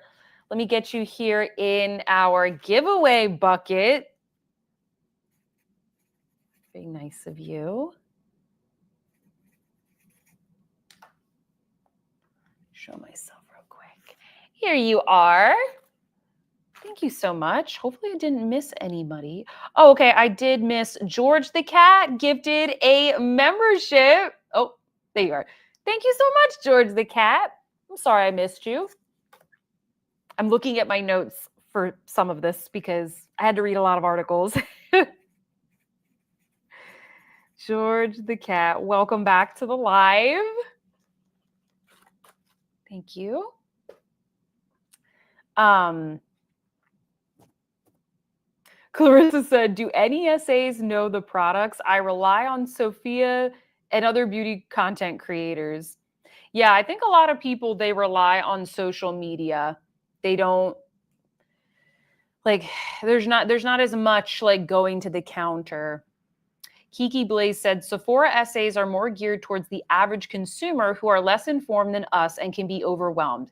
Yeah, exactly. Like my mom will go into Sephora and she will ask for help and she just like listens to whatever they say. And like they usually give good recommendations. It's not like she comes out with bad things, but you're totally right. Like we're a little bit more knowledgeable and like sometimes we go in looking for new things that is not in store and like they don't even know what it is, right?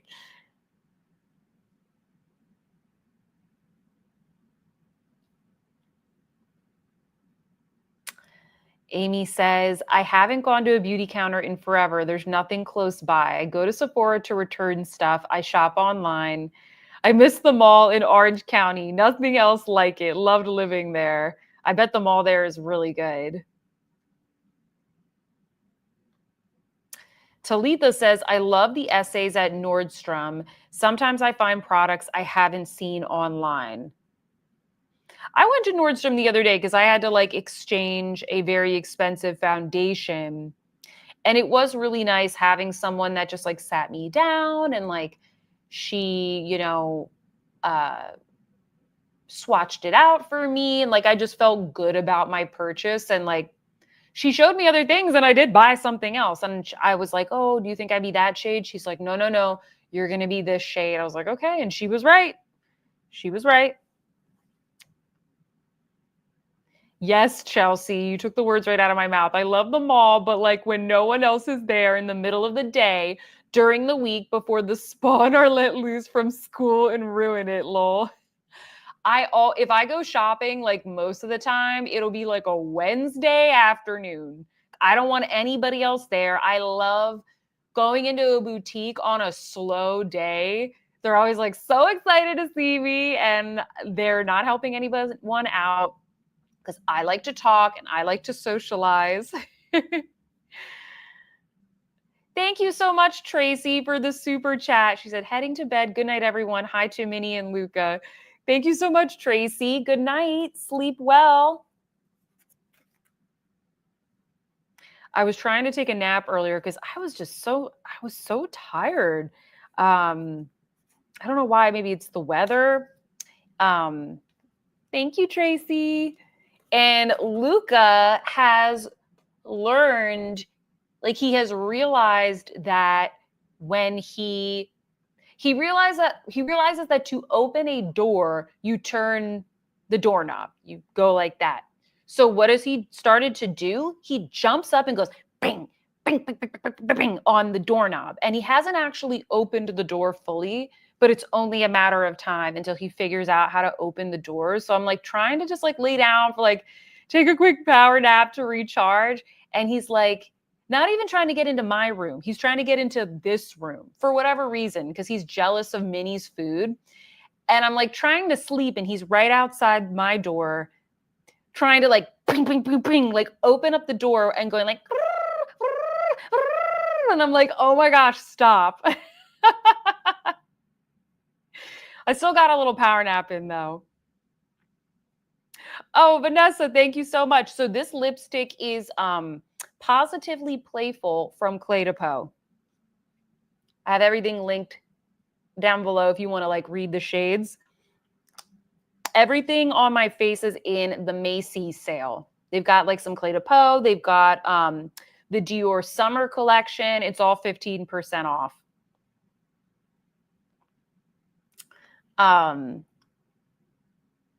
Stephanie said, I'm scared to develop relationships with department store essays. I cannot say no. It is like, yeah, sometimes they show me things and I'm just like, yes, I want all of this. Hold on one second. Thank you so much, Mary, for the super chat. Let me get you in here as well. Are you guys liking this format? Did I pick good enough articles? We're not done, by the way. I have more. Thank you so much, Mary.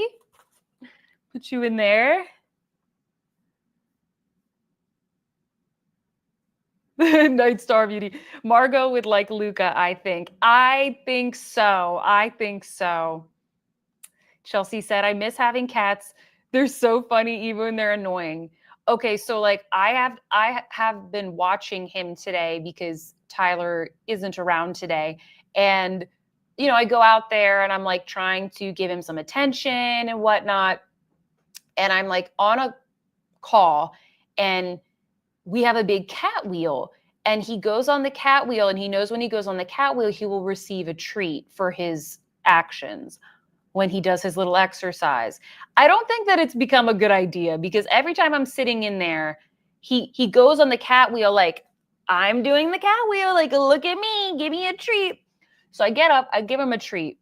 And Tyler had put the treat bag up on the bookshelf, like kind of high up, okay? Like not on like a little surface, like high up on a bookshelf. He kept the treats there. And he obviously did that because he had been giving the cat treats on the cat wheel. So I was like, okay, you can have a treat. So I give him a little treat. I come back like an hour later and he's like playing with something on the couch. And I'm like, what is that? I thought it was a toy. I go over there. He had climbed up the whole bookcase, taken the bag of treats, completely chewed through the whole bag, and hadn't eaten all of the treats, but he'd eaten a good amount. And they were like catnip treats too. And the treats were like all over my couch cushions. And then I took the cushion, what do you call it? Like the covers off and like put them in the wash. And then he like made a little fort out of the couch cushions. I'm like, oh my God, stop. Thank you, Wendy, for gifting one Sophia Sees Beauty membership. And welcome to whoever got the membership.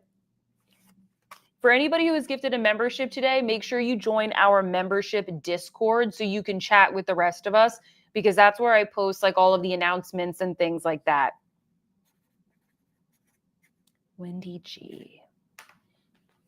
So remember, guys, on Tuesday, when I have the live with Michelle Wong and Jennifer from All Feisty, that's when I'm going to choose the winner. You don't have to be on the live, by the way. Like, you don't have to come to the live to win. As long as your name is called, I will announce it. And if you don't happen to be on the live, I'll like post it out on the community board so you know.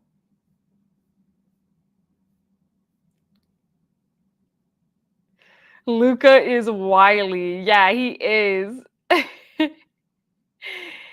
How do I get on the Discord? So if you go to the membership tab where on my channel page, you will see there'll be a post that shows you how to get on it. There'll be a link. Anissa said, I keep forgetting about the Discord. No, Chelsea, there's not an after party today, just because we had to move it. So I'm making this live a little bit longer than normal. Do I know when Chanel will drop the Le Beiges? I don't know. I wish I did. I have no idea. I think it's going to be soon. Maybe tomorrow, like Friday. A lot of times things go live on Fridays because a lot of us like to shop on the weekends. Luca showing his street cred, lol. I seriously have a cat. Why do I have so many cat hairs stuck to my face today? Sorry if I keep going like this.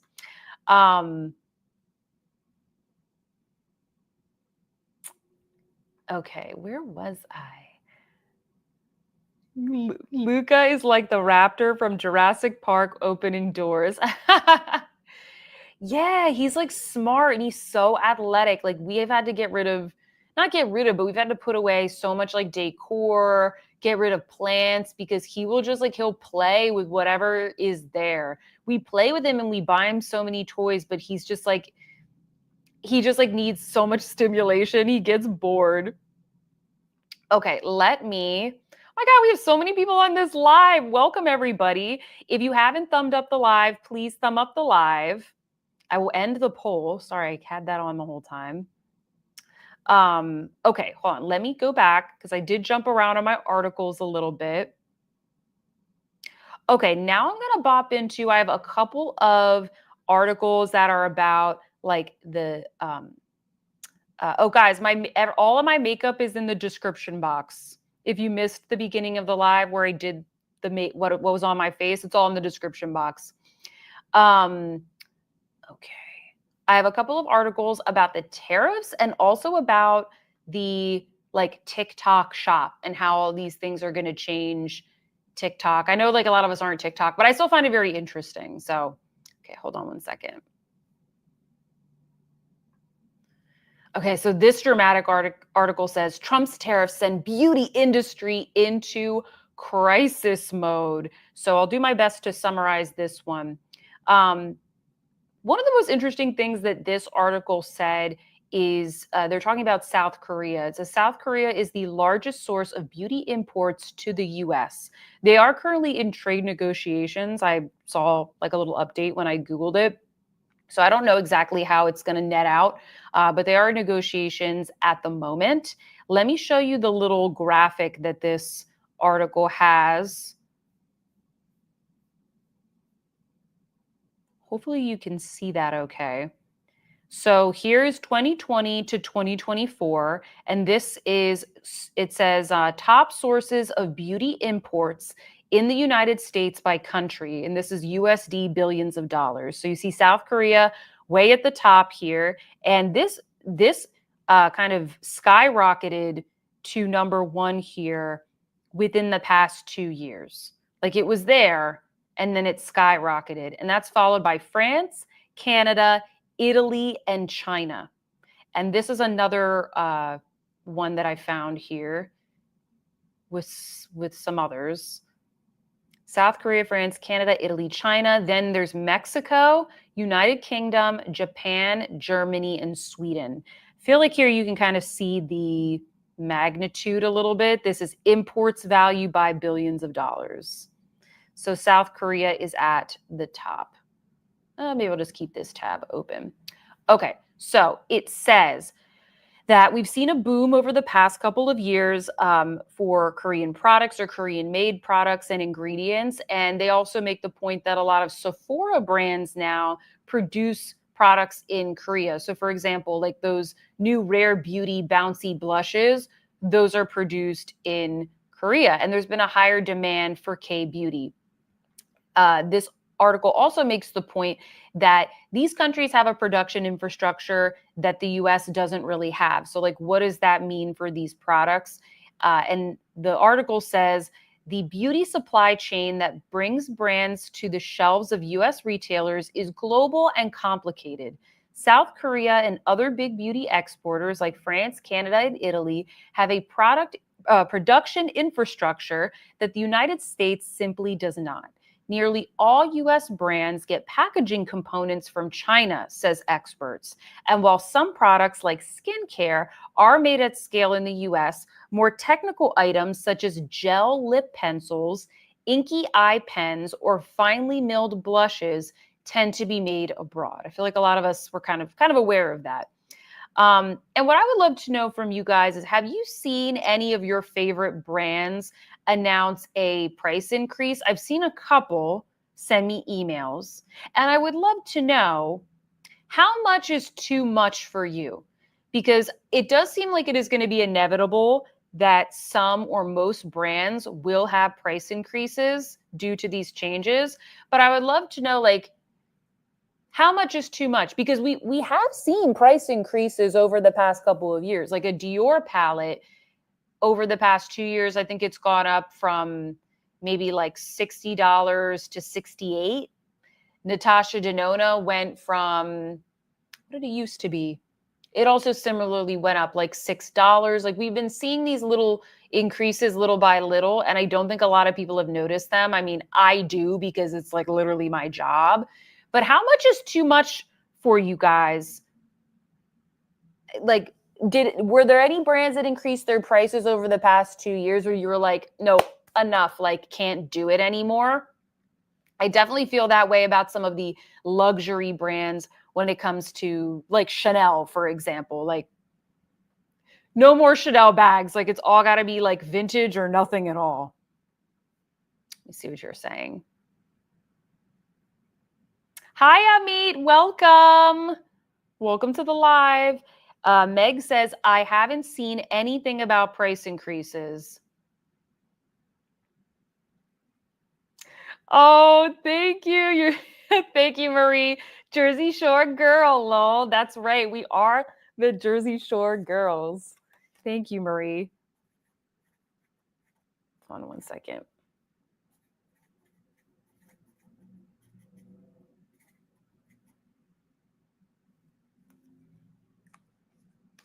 Add you to the little bunny. Thank you so much for the super chat. Um, yes, Victoria Beckham Beauty does do an annual price increase.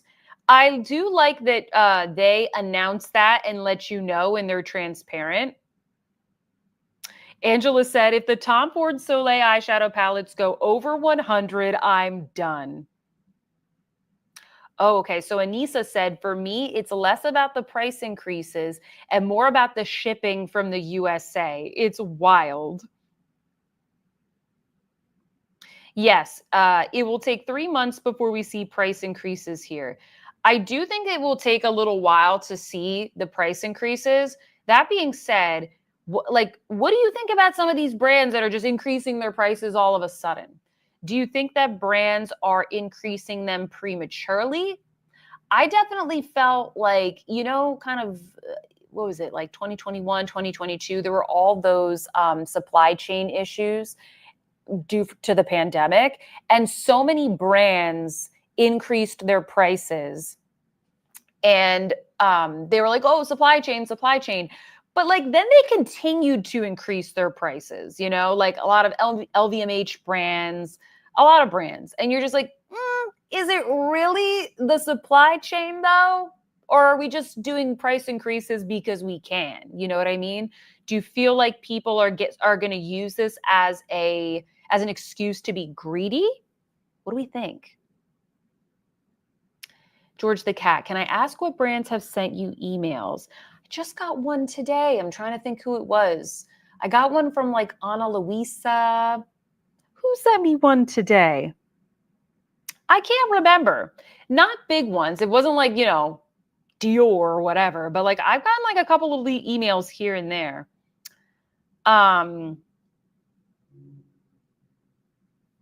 Here. Kiki Blaze says Olive and Young, the Sephora of Korea, is going to open in the US. Oh, interesting. Deborah says, I expect more dramatic price increases like that. Christiane says, prices are going to rise for sure. Oh, okay. Deborah has an example. Her Coco Mademoiselle body oil jumped from 87 to 138 a bottle overnight. Yes, Chanel Beauty did have a price increase a couple of weeks ago. I think it was April. It was the beginning of April, I want to say. All of their les exclusifs fragrances received a price increase, or at least the full bottles did. I don't know if they increased like the eyeshadows and a lot of the stuff that I review, but I know their fragrance stuff, and I guess maybe like the body oils, they had a price increase. Louis Vuitton had a price increase, I think last night or the night before. Very, very quiet. They don't announce it. They just do it. Same with Chanel. Oh, thank you, Deborah. I do love a slick back bun. I used to wear my hair in a bun all the time in high school. Um, Hold on, I gotta catch up. Catch up. Um, Carrie said, I noticed price increases. I haven't made that decision yet, but I can tell you my luxury purse obsession waned. Yeah, my goodness, because the prices are so high. Kiki Blaze says all brands have complex global supply chains, so they will be affected. Given how no one knows the state of play with tariffs, everyone's just bracing. Yeah, I mean, I feel like a lot of these articles are all kind of being like, they're kind of playing off the fact that like everyone's kind of interested, but then there's no like real information. It's just kind of like, oh, here's sort of what we know. But like We'll just have to see how it pans out, right? Carrie said, Hourglass is getting out of hand, even some Dior and Victoria Beckham beauty. Janet says, Dior Cosmetics are reformulating all the time, which to me signals price increase.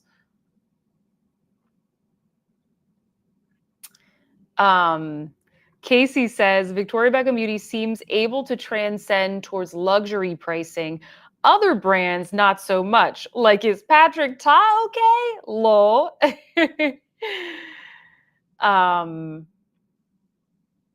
Yeah, Kia, I think brands are testing the market to see what they can get. Right. Ash to the B says, yep, there has been some greedy cash grabs. Yeah, Deborah, exactly. That's what I was going to say next is like, even if the tariffs are removed, the higher prices will stay. So I think some of these brands, they're like, oh, we're adding this because of the tariffs. And then if the tariffs are removed, we're going to be like, yo, wait, what about that price increase though? And they're going to be like, oh, wait, what do you mean? It's going to stay. Everyone's like, yeah, they're going to be greedy. Karen said, I think they are taking advantage of the situation since COVID. Totally.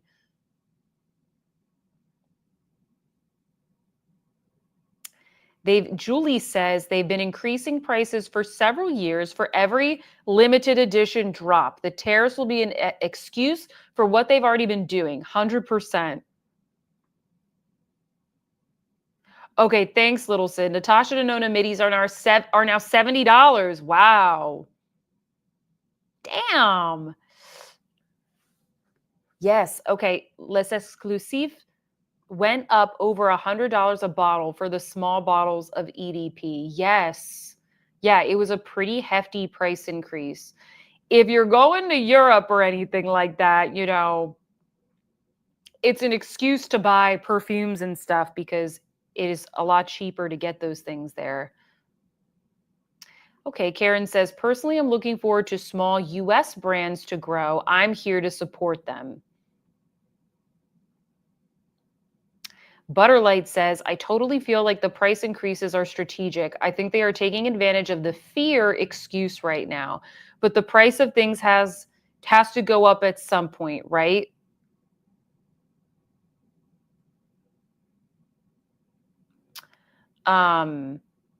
I think they will start charging more, but quietly giving us less product, cheaper packaging, etc. Yeah, a lot of the packaging is made in China. So even if you make your product somewhere else, or if you make it in the US, a lot of the components come from China. So it's like, okay, what are they going to do? Are they going to skimp? Or it's hard to just like build new manufacturing.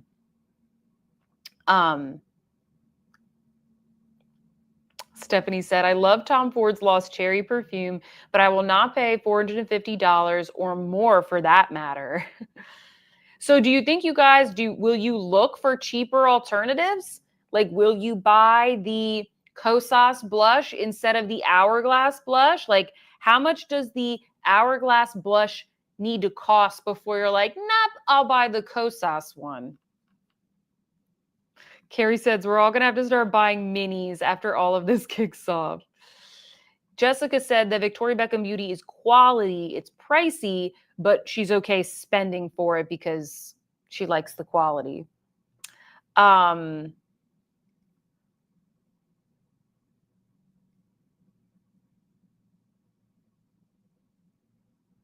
less, but still sticking with the quality. Okay.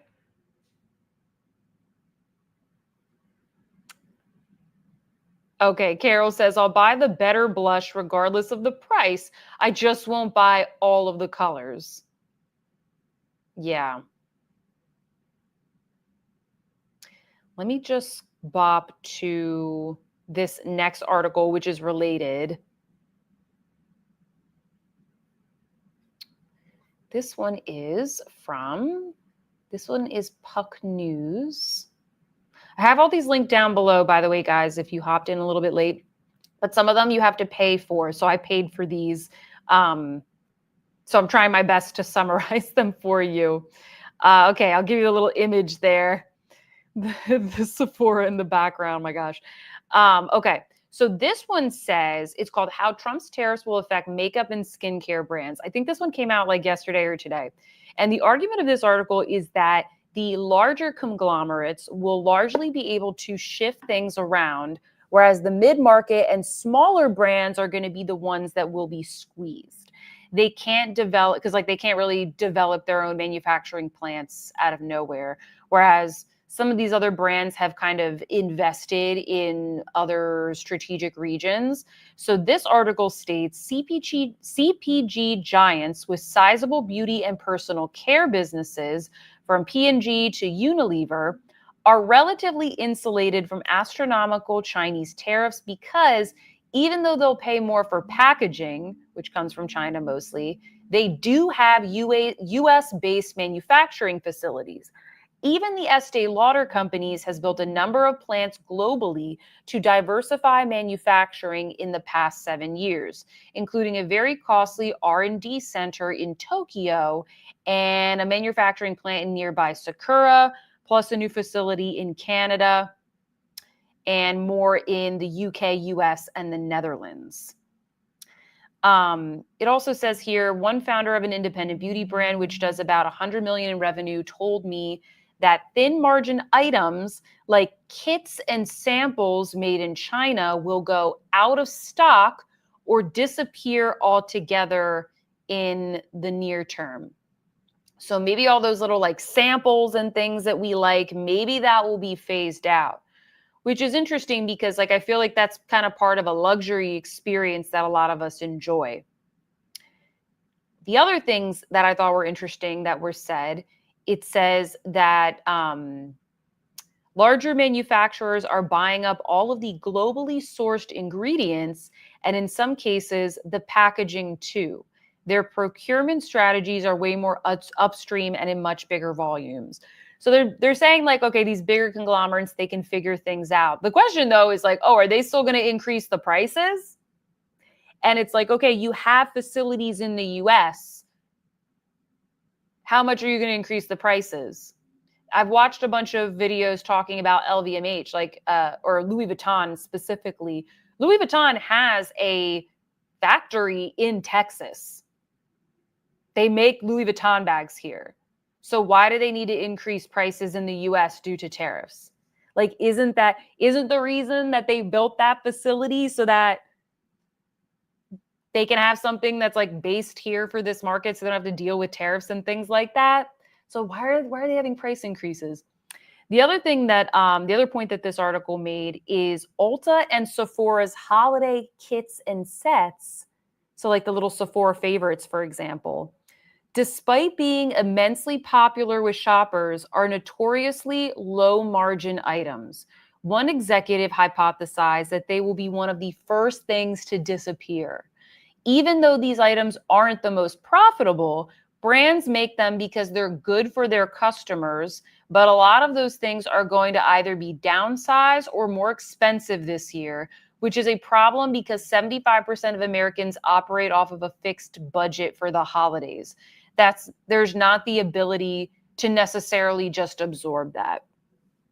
So what do you guys think of all that? Let me see what you're saying.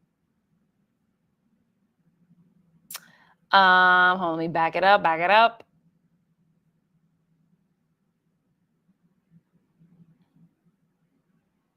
Christiane said, to me, it will be a matter of having a more curated makeup collection, less products, fewer products, and not compromising quality.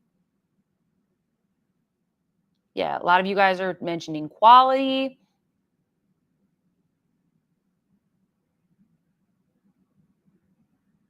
Ashley says, I think in the long run, everything will even out. All these companies have to compete for our money. They can't go up too much with bad quality. Yeah, that's the thing. It's kind of just like the price is what we are willing to pay. Like they need to figure things out. They need to figure it out. Like we're not going to spend that much. Or we'll spend that much, but we're not going to buy two. We're going to buy one. So they got to figure it out. because if the prices go up, undoubtedly we will buy less, or there's just not going to be as much growth.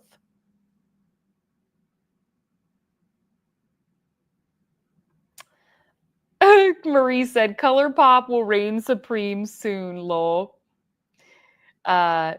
Ash to the B says, "So L'Oreal will probably be okay." Um,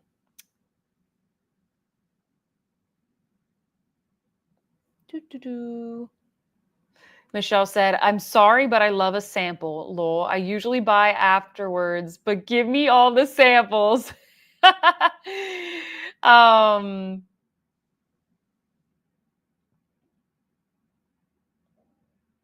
yeah, they will still increase prices and use tariffs as an excuse.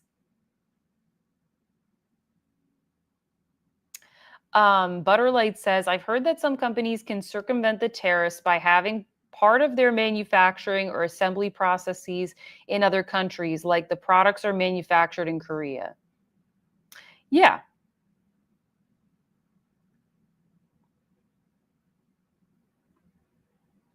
Yes, that's true. They may assemble the handbag in Texas, but the leather or zippers come from elsewhere. That's true. They do import the materials globally. But still, um, Casey says whether they increase prices arbitrarily for each brand probably depends which class of consumer they rely on. Brands that rely on middle and low income individuals. Holly says, "I think a lot of American small businesses will end up going out of business. A lot of large international brands will be okay, but prices in the US will go up." George the Cat is saying that they can't find Nude Dip by Tom Ford anywhere. Really? They said it was discontinued. No, there's no way. There's no way. There's no way. Um,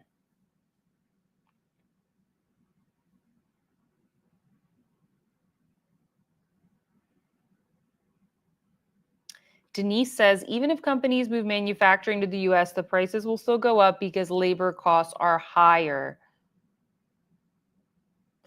Wendy says, North Park Center in Dallas has the best Louis Vuitton store. It is a pretty nice Louis Vuitton store. Have you been in the back where there's like the big like garden and like the windows? It's pretty sick, not gonna lie. I've only been in there like 2 times, but it's nice. Um,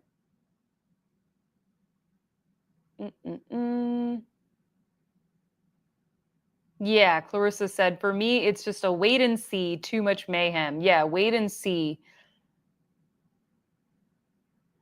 I mean, especially in like with the example of Korea, like there's more to trade than just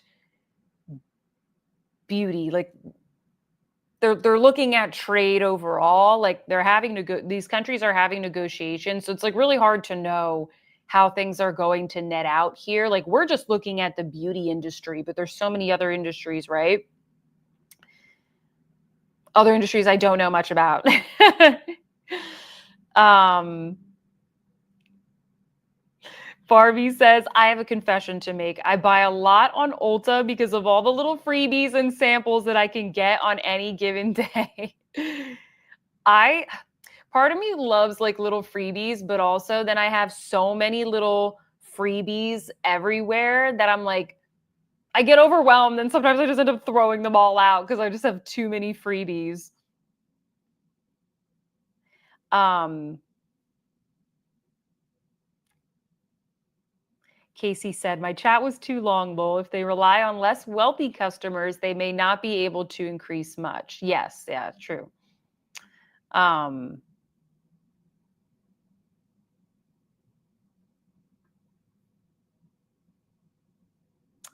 Hold on 1 second. Okay.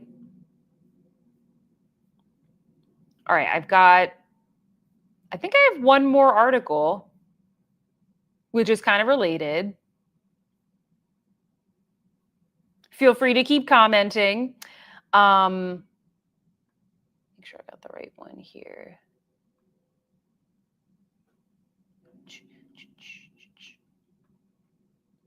I hope you guys have liked these topics. I tried to find some good articles, especially ones that are beauty related. Okay, so this one says how the de minimis rollback will upend TikTok Shop's product assortment, increase opportunity for prestige brands.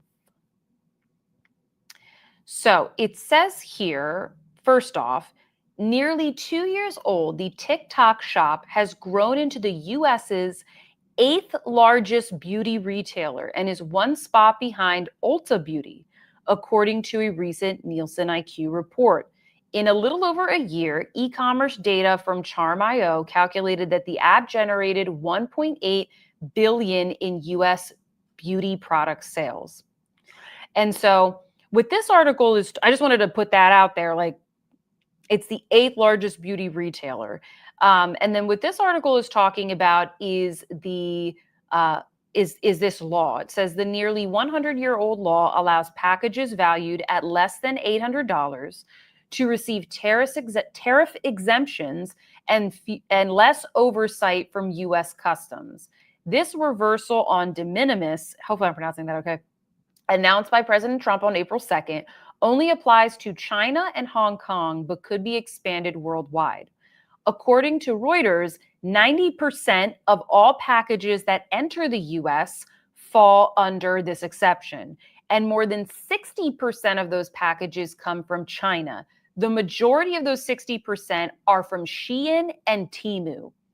That's like wild to me. That's a lot of Shein and Temu packages. 90% that enter the US fall under that. And then more than 60, and the majority of that's of the 60% of the 90%, do the math, 60 times 90%, fall from or come from Shein and Temu. That's crazy. So it says that means low value importers and those that drop ship from China will likely halt selling and shipping or dramatically raise pricing in the coming weeks on platforms like TikTok Shop, Temu, Shein, Amazon, and Amazon's Haul app. So the argument here is that sales, what's interesting here, okay, so a lot of the sales on the TikTok Shop are these like lower price, like very cheap items from Temu and Shein, et cetera. Like if you've been on TikTok, if you go open up the TikTok Shop, like you've seen all these types of items. A lot of them go viral and they're very affordable. So it kind of just, it's a whole flywheel. So the argument on here in this article is that the sales on TikTok will not go down. They say consumers love shopping on the TikTok Shop so much that it has become a behavior in shopping. She believes that cheap pricing may have lured some shoppers in, but consumers enjoy the selection and ease of use most. So price increases shouldn't derail this newly learned behavior. I'm not so sure about that. I'm like, actually, my opinion is I'm not so confident about this. Like when I go to the TikTok Shop, maybe this is just me, I don't know. But when I go to the TikTok Shop, like all I see is like cheap stuff, like these like Temu things and like impulse buys. And that is the content that TikTok is, or not content, those are the products that TikTok is always pushing to me. Like things that are in the TikTok Shop. Maybe things will shift, but I have a hard time believing that people are going to buy that the TikTok consumer is going to buy just as much if all of those things go up in price. Now, maybe they will still be pretty cheap. Like maybe if they still double in price, you know, like a $12 brush set is a $24 brush set, still a hell of a lot cheaper than the Hourglass brush set, right? That they're trying to dupe. So I don't know. I'd love to know what you guys think of that. But I have a hard time believing that it will be completely unaffected. What's interesting, and I can just tell my experience as like a YouTube creator, is I think that there's a big opportunity for YouTube. Like, I don't see people shopping through shorts. I only see at least my audience shop through long form. And I hear that from a lot of other female creators in different niches that like shorts do not drive sales. So I think it's interesting that on the TikTok shop, they've been able to drive so many sales, but like I don't really see that on the YouTube side. I also, one last thing before I read your comments. How do you think this will affect dupe culture? Because the other thing that I see on TikTok are like these more affordable dupes for different fragrances. That's a big one. And a lot of them are coming from these sites or something similar. So, like, do you think we'll continue to see a lot of these dupes?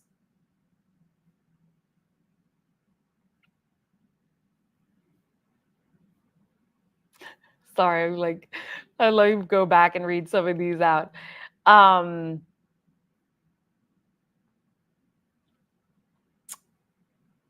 Kay Josephine said, "Thanks for sharing these articles. No problem. They're all linked in the description box. If you some of them you can read without paying." Um, choo, choo, choo. Oh, good night, Chelsea. Thank you for joining us today. Denise said, "I can't believe people shop from Temu and Shein. If it's cheap, people will shop there. I don't shop from those brands. I'm not going to tell people how to live their life. I personally don't support those brands." Casey said, "Screw Shein." Michelle said, "I can't shop from them. It has never felt right." Um,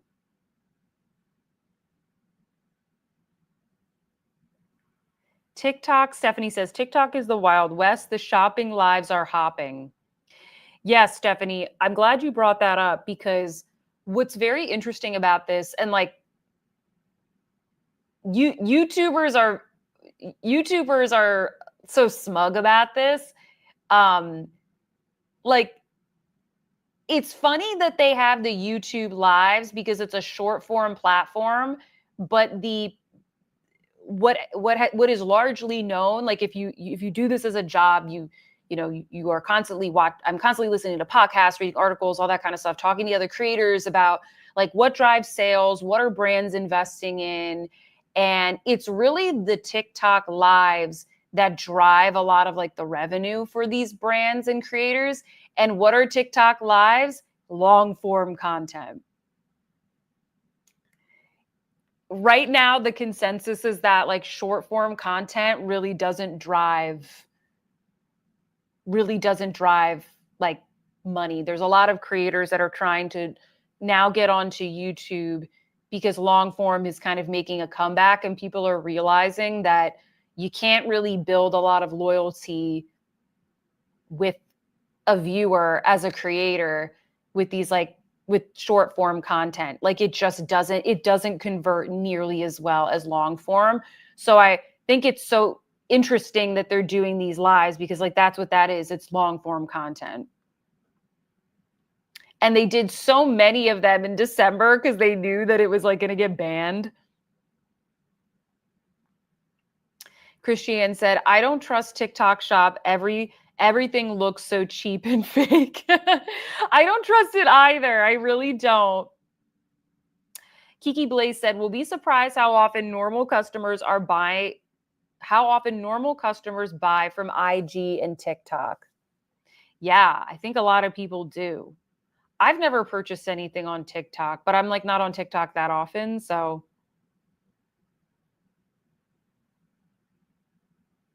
Ash to the B said, "Yep, they've been talking about that exemption for a while. Temu and Shein, because they aren't regulated, and shopping like a millionaire is a bit weird when the items aren't of quality."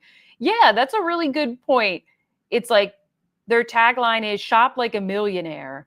Like, oh, you can buy so many things. It's like when I go to the Christmas tree shops and everything is like $4, and I'm like, what?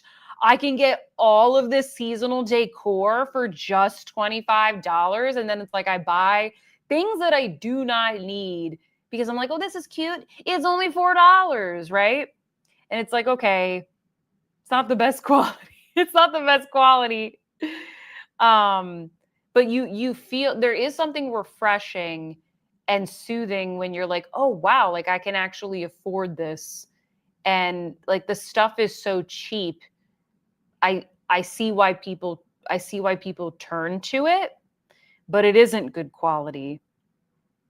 There are legit brands in TikTok. There are, but I don't have the data to prove this. I would guess that a lot of their sales come from these like Temu purchases.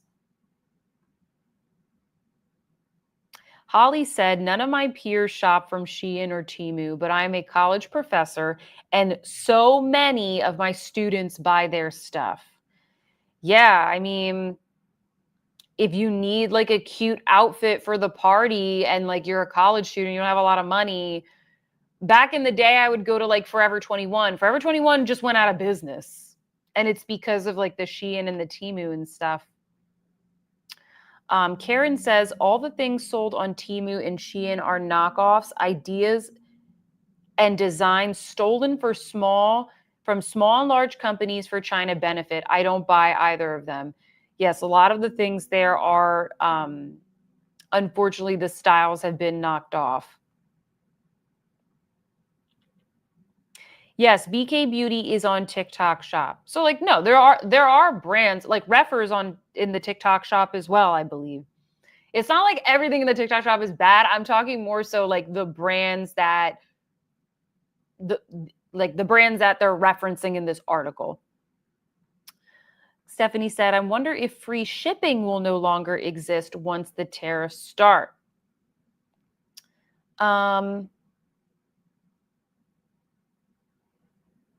Deborah said, I don't shop from Shorts or TikTok, and I don't buy fragrance dupes ever. Littleson said, TikTok uses QVC type lives to drive a lot of sales. It's so funny because it's like QVC is like, it's a much older demographic watching it, but like that's basically what they have now on TikTok. I used to watch QVC all the time as a kid. Like I didn't shop from it, but I just just loved watching QVC. Yeah, the QVC of today's time. It's hilarious. Like we've taken something that's like very old school and then put it in like the newest hottest thing.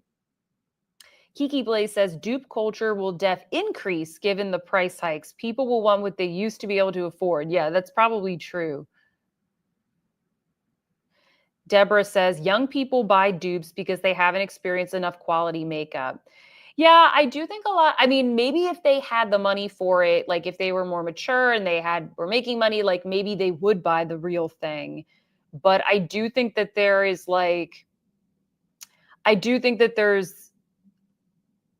something here where if you haven't experienced the real thing, like maybe you think the dupe is the real thing. Like you think it is the same, right? Like you think that the dupe Birkin, you think that the Walmart Birkin is the same as the Hermes Birkin, you know? Or maybe you think it is just the same when it's not. And maybe it makes you just as happy. Like I can't tell anybody what makes them happy and what makes them feel luxurious, but like it's not the same.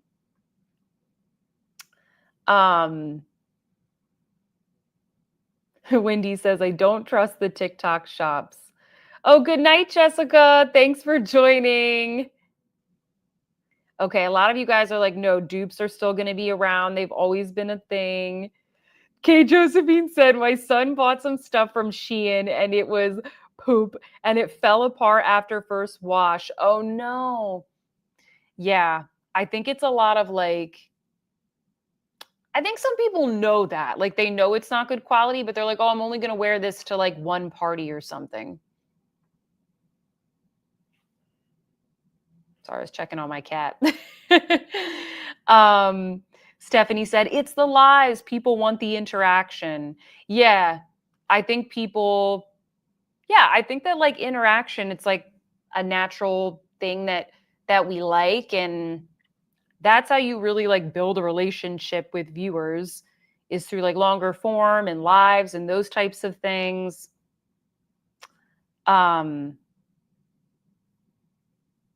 Casey said, wow, I did not know this about the TikTok lives.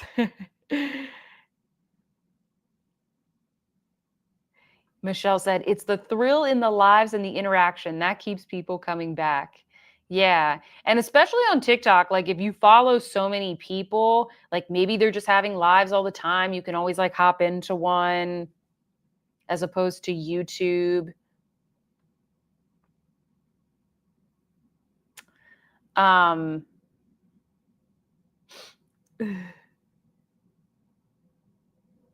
Kiki Blaze said, unfortunately, copyright and IP protection is not big in China.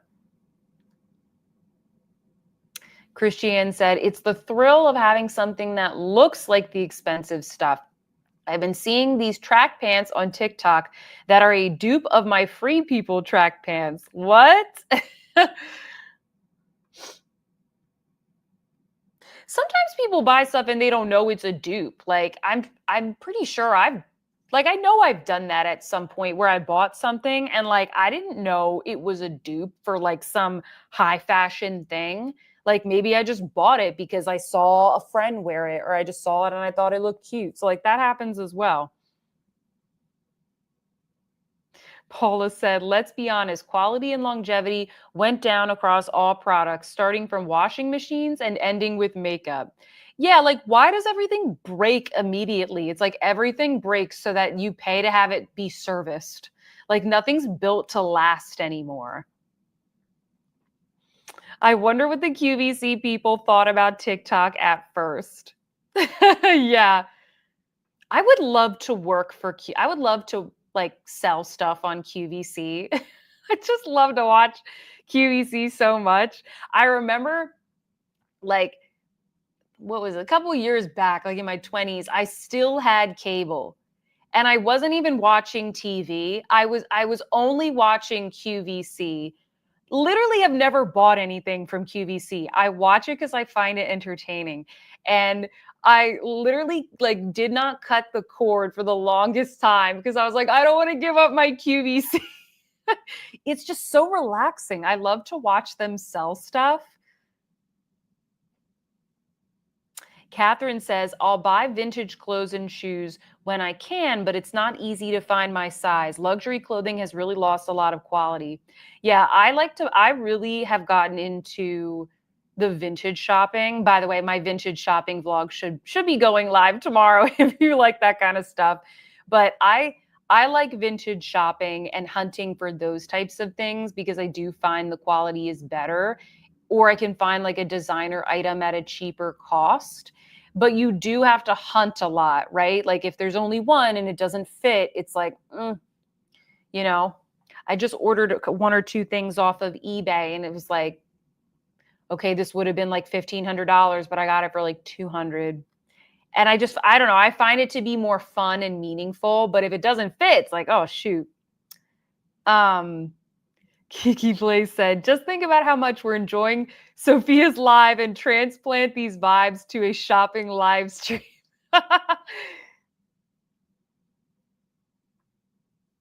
um, Ash to the B said, yep, I used to watch QVC and HSN, and they had those payment installments before Afterpay or PayPal before they started doing it. Yes, exactly. Be like, call in for this, like only $30 a month. And it's like, no, don't finance your jeans. What do I think of Quince as a dupe? Um, I've been testing all of their bestsellers. I'll probably do a video once fall hits. I think that Quince has some nice stuff, but you get what you pay for. It's not the same as luxury stuff at all. I have one of their, this is the sweater I've been testing. I don't think you can really see it on the camera, but there's a lot of pilling on there. You could see. Do you see that? I have had Vince sweaters for like 5 years. I've worn them so many times. No pilling, no pills at all. So I think that like they're soft, they're nice, they're comfortable. It's like an affordable alternative if you're willing to like shave your sweaters a lot. And I like the stuff that I got from Quince, but it's not the same quality. It just isn't. You get what you pay for. The leather stuff, don't buy it. Don't buy the leather. It's awful. The bags, don't buy the bags. Um, those are my takeaways so far. But like a nice like basics, like the silk skirts, those are great. Like I don't want to spend a lot of money on a silk skirt. Like what if I get a stain on it? That's going to be a pain in the butt. So like those kinds of things are great. Or if you're like, "Oh, I just need some stuff, but I don't want to feel precious about my clothing, Like maybe you have kids or pets or at work you're like maybe something will get on me. I think it's good for those types of things where you're like, I don't want to have to be super precious about my clothes. Um, like they have good stuff, but it's definitely not the same as like a luxury sweater in my experience. Um, George the cat said, wait, I'm confused. What are TikTok lives? TikTok lives are like TikTok live streams. Like you open the app and there's people there streaming and talking about stuff and they're usually selling things. So they're usually like, "Oh, I have this concealer, like this is the best concealer ever. Like let's put this on." Like think of QVC, they're basically doing that on TikTok and that's how a lot of the brands make a lot of money. Valerie says some of the dupes are exactly the same. Some are not. Winky face. You must have a discriminating eye. Clothes made in China are not the best thing to gamble on. um. Oh, Clarissa said, I believe they hire authenticated actors on TikTok. Lol. Interesting. Clarissa said exactly. Nothing is made to last, and people are worried about tariffs. Lol. If things like didn't break, if they lasted, yeah, maybe we'd be willing to pay a little bit more if the quality was there. Yes, Deborah, we do sound like old people.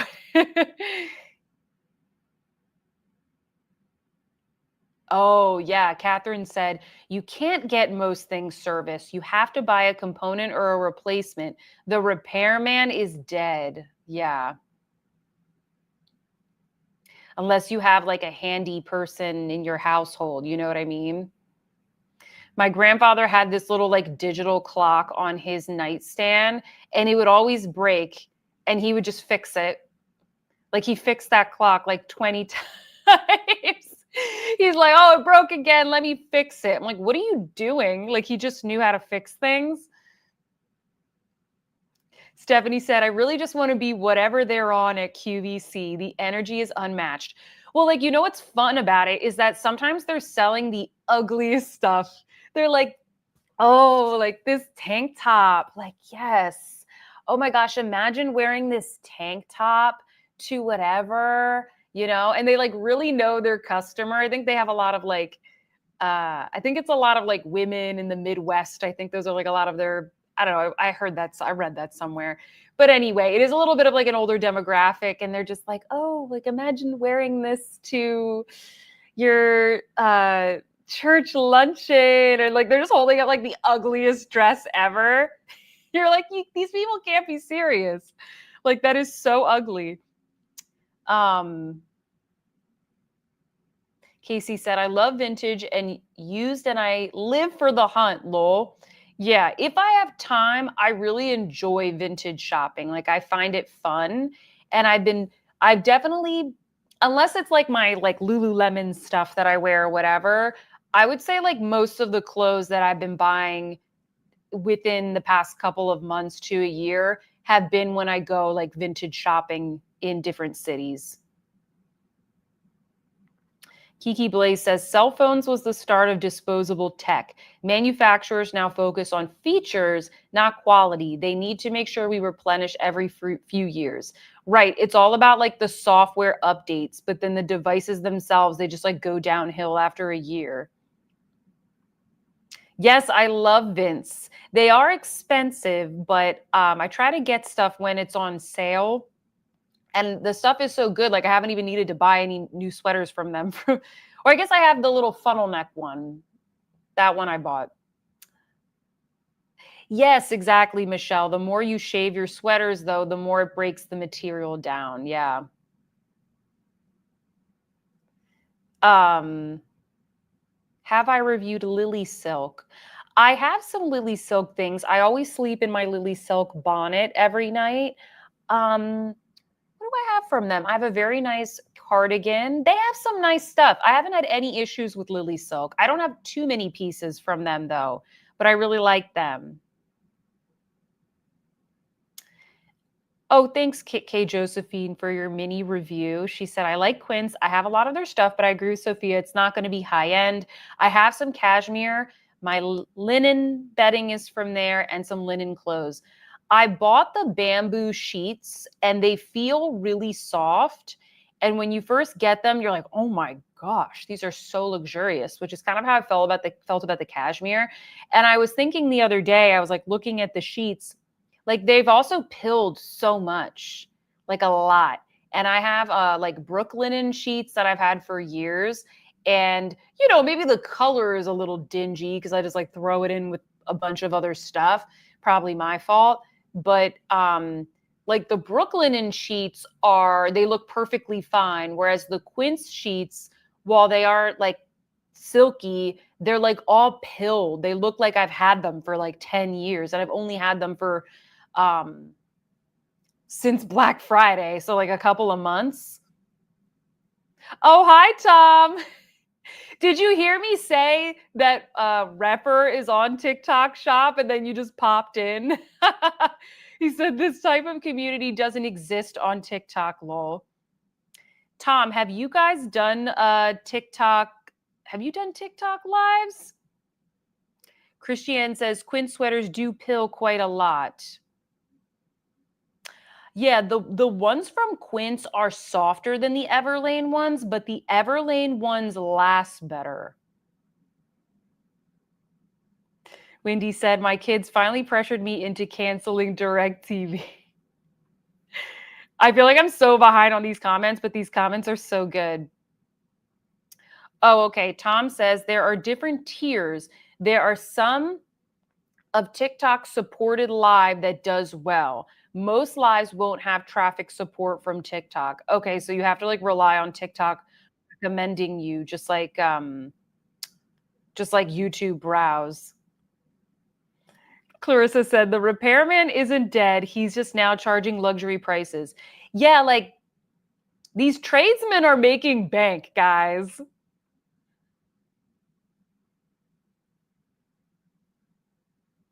Um,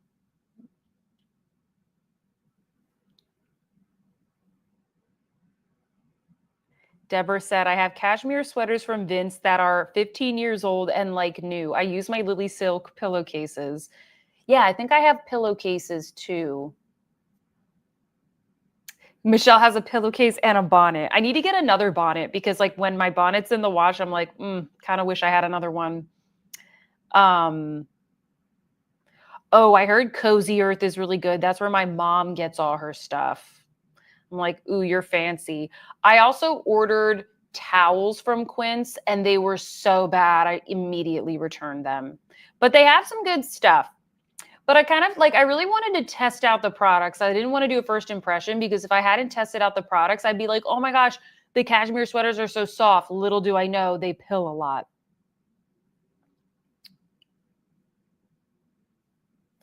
Tom, don't you guys have sheets in like the not the TikTok, what am I saying? In the secret shop?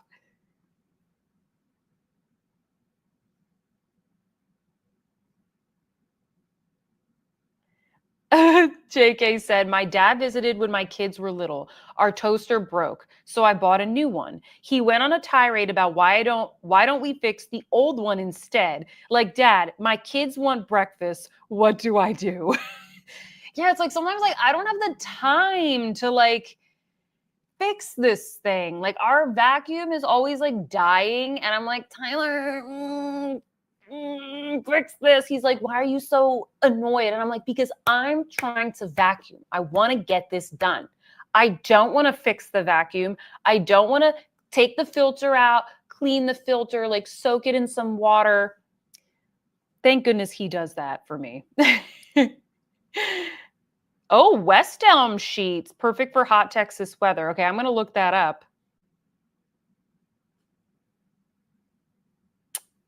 Uh, uh, uh. Those TikTok supported lives are all from the TikTok studio in LA, from what I see. Oh, conspiracy. Oh, hello, Melina. Good morning from Germany. I'm so happy to be again at your live chat. We're excited to have you. Yay! I know that with the time difference and everything, it's hard. No, I don't have a Lily Silk coat. I don't think, maybe I used to at some point. I like their stuff though. I would buy more. Ooh, Lily Silk sleep mask. I have to have the sleep mask that has like the little cushions. I don't like it up against my eyes. Do they make those? I don't think they do. I looked. Okay, so the cotton sweaters from Quince are good. Caleb said our toaster only half works, so we're going to see if Zane's stepdad can fix it. Perfect. Love it. Oh, Cozy Earth is often on GMA deals and steals. Okay.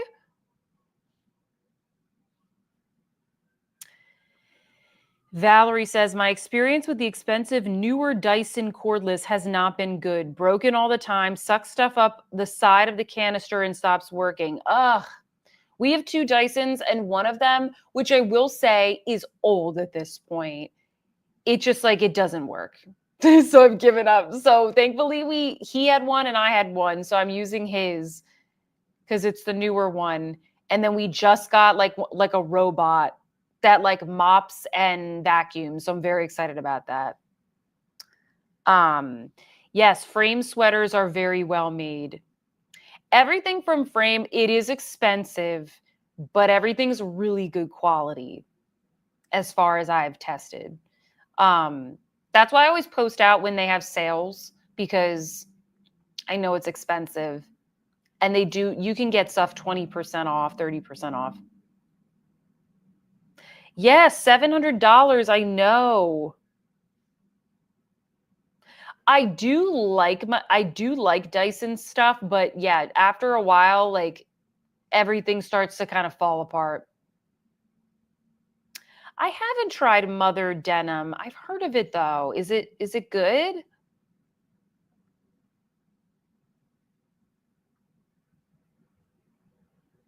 Good night, Michelle. I think I'm going to wrap this up, guys, because we actually got through all of the articles. Did I get everybody? Hold on. There's more super chats here. I think I missed. Did I get Jane? I have George the cat. Oh, no. I think I got everybody because the last one here was Marie. Okay, we're good. I just wanted to make sure. Did you guys like this live? Maybe like every quarter we could do this as like the new data comes out, new sales data and articles. Yeah, Clarissa, I definitely got you. I remember writing your name down. Okay, good. You guys like this live? Well, don't forget, okay, if you showed up a little bit late, I will just remind you guys again on next week. It's not going to be on Wednesday. I'm sorry for moving everything around, but it's going to be on Tuesday. And the reason for that is because I have two guests next week. It's going to be Michelle Wong and Jennifer from All Feisty. I can't wait to have them on the show, guys. I'm so excited. And it's going to be a new makeup roast. Okay. We're going to de-influence you. So if you're worried about your wallet and everything, we will tell you why you shouldn't buy certain products, and maybe we'll disagree with each other. Who knows? I don't know. Sometimes they like something I don't, and vice versa. And yeah, comment on this live. Let me know if there's any new products that you see sneak peek that you want us to de-influence you on, because that's what we're going to be doing. It's just going to be good, fun, old-fashioned roast. So make sure you tune in at 8 p.m. Eastern on Tuesday. Make sure you have like the bell notifications on. If you don't have YouTube notifications turned on in general, it like won't notify you about the live. And then once again, if you are in the Miami area, I am doing a meetup next Friday at the Aventura Mall. Amit is going to be there as well, so you can meet both of us. And what else? All these articles are linked down below. All my makeup is down below. It's all on sale at Macy's right now. And like the live. If you haven't liked it yet, give me a like right now. Thank you so much to anybody who is a part of the replay crew that made it this far. Love you guys. Leave me some comments on what you thought of all these topics. Stephanie is saying, is the NYC meetup happening? I don't have a location for that yet, but I am planning on doing an NYC meetup next Sunday, but I haven't gotten like a location yet. So bear with me, guys. As soon as I know, I will like announce the time, but that's probably going to be on a Sunday if anybody is in the New York City area.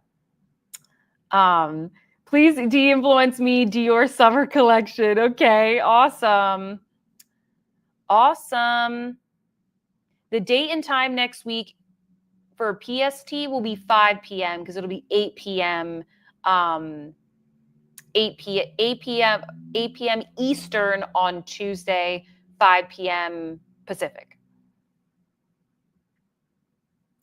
All right, awesome, guys. Thank you so much for all of your wonderful comments. Yeah, this was so great. I'm glad you guys like the articles. You guys are hilarious. So yes, if you can only come to part of the meetup, that is totally fine. Just make sure you register via the link in the description box, just so I kind of know. If you can't stay for the whole time, that's totally fine. And like, I will probably stay later than what it says on the Eventbrite. I just tried to like pick a good like 3 hours, but if somebody shows up late, like I'll stick around. But yeah, guys, thank you so much. I hope you have a good rest of your evening. I hope you have a good weekend if I don't talk to you. And I will see you in my next one. Goodbye.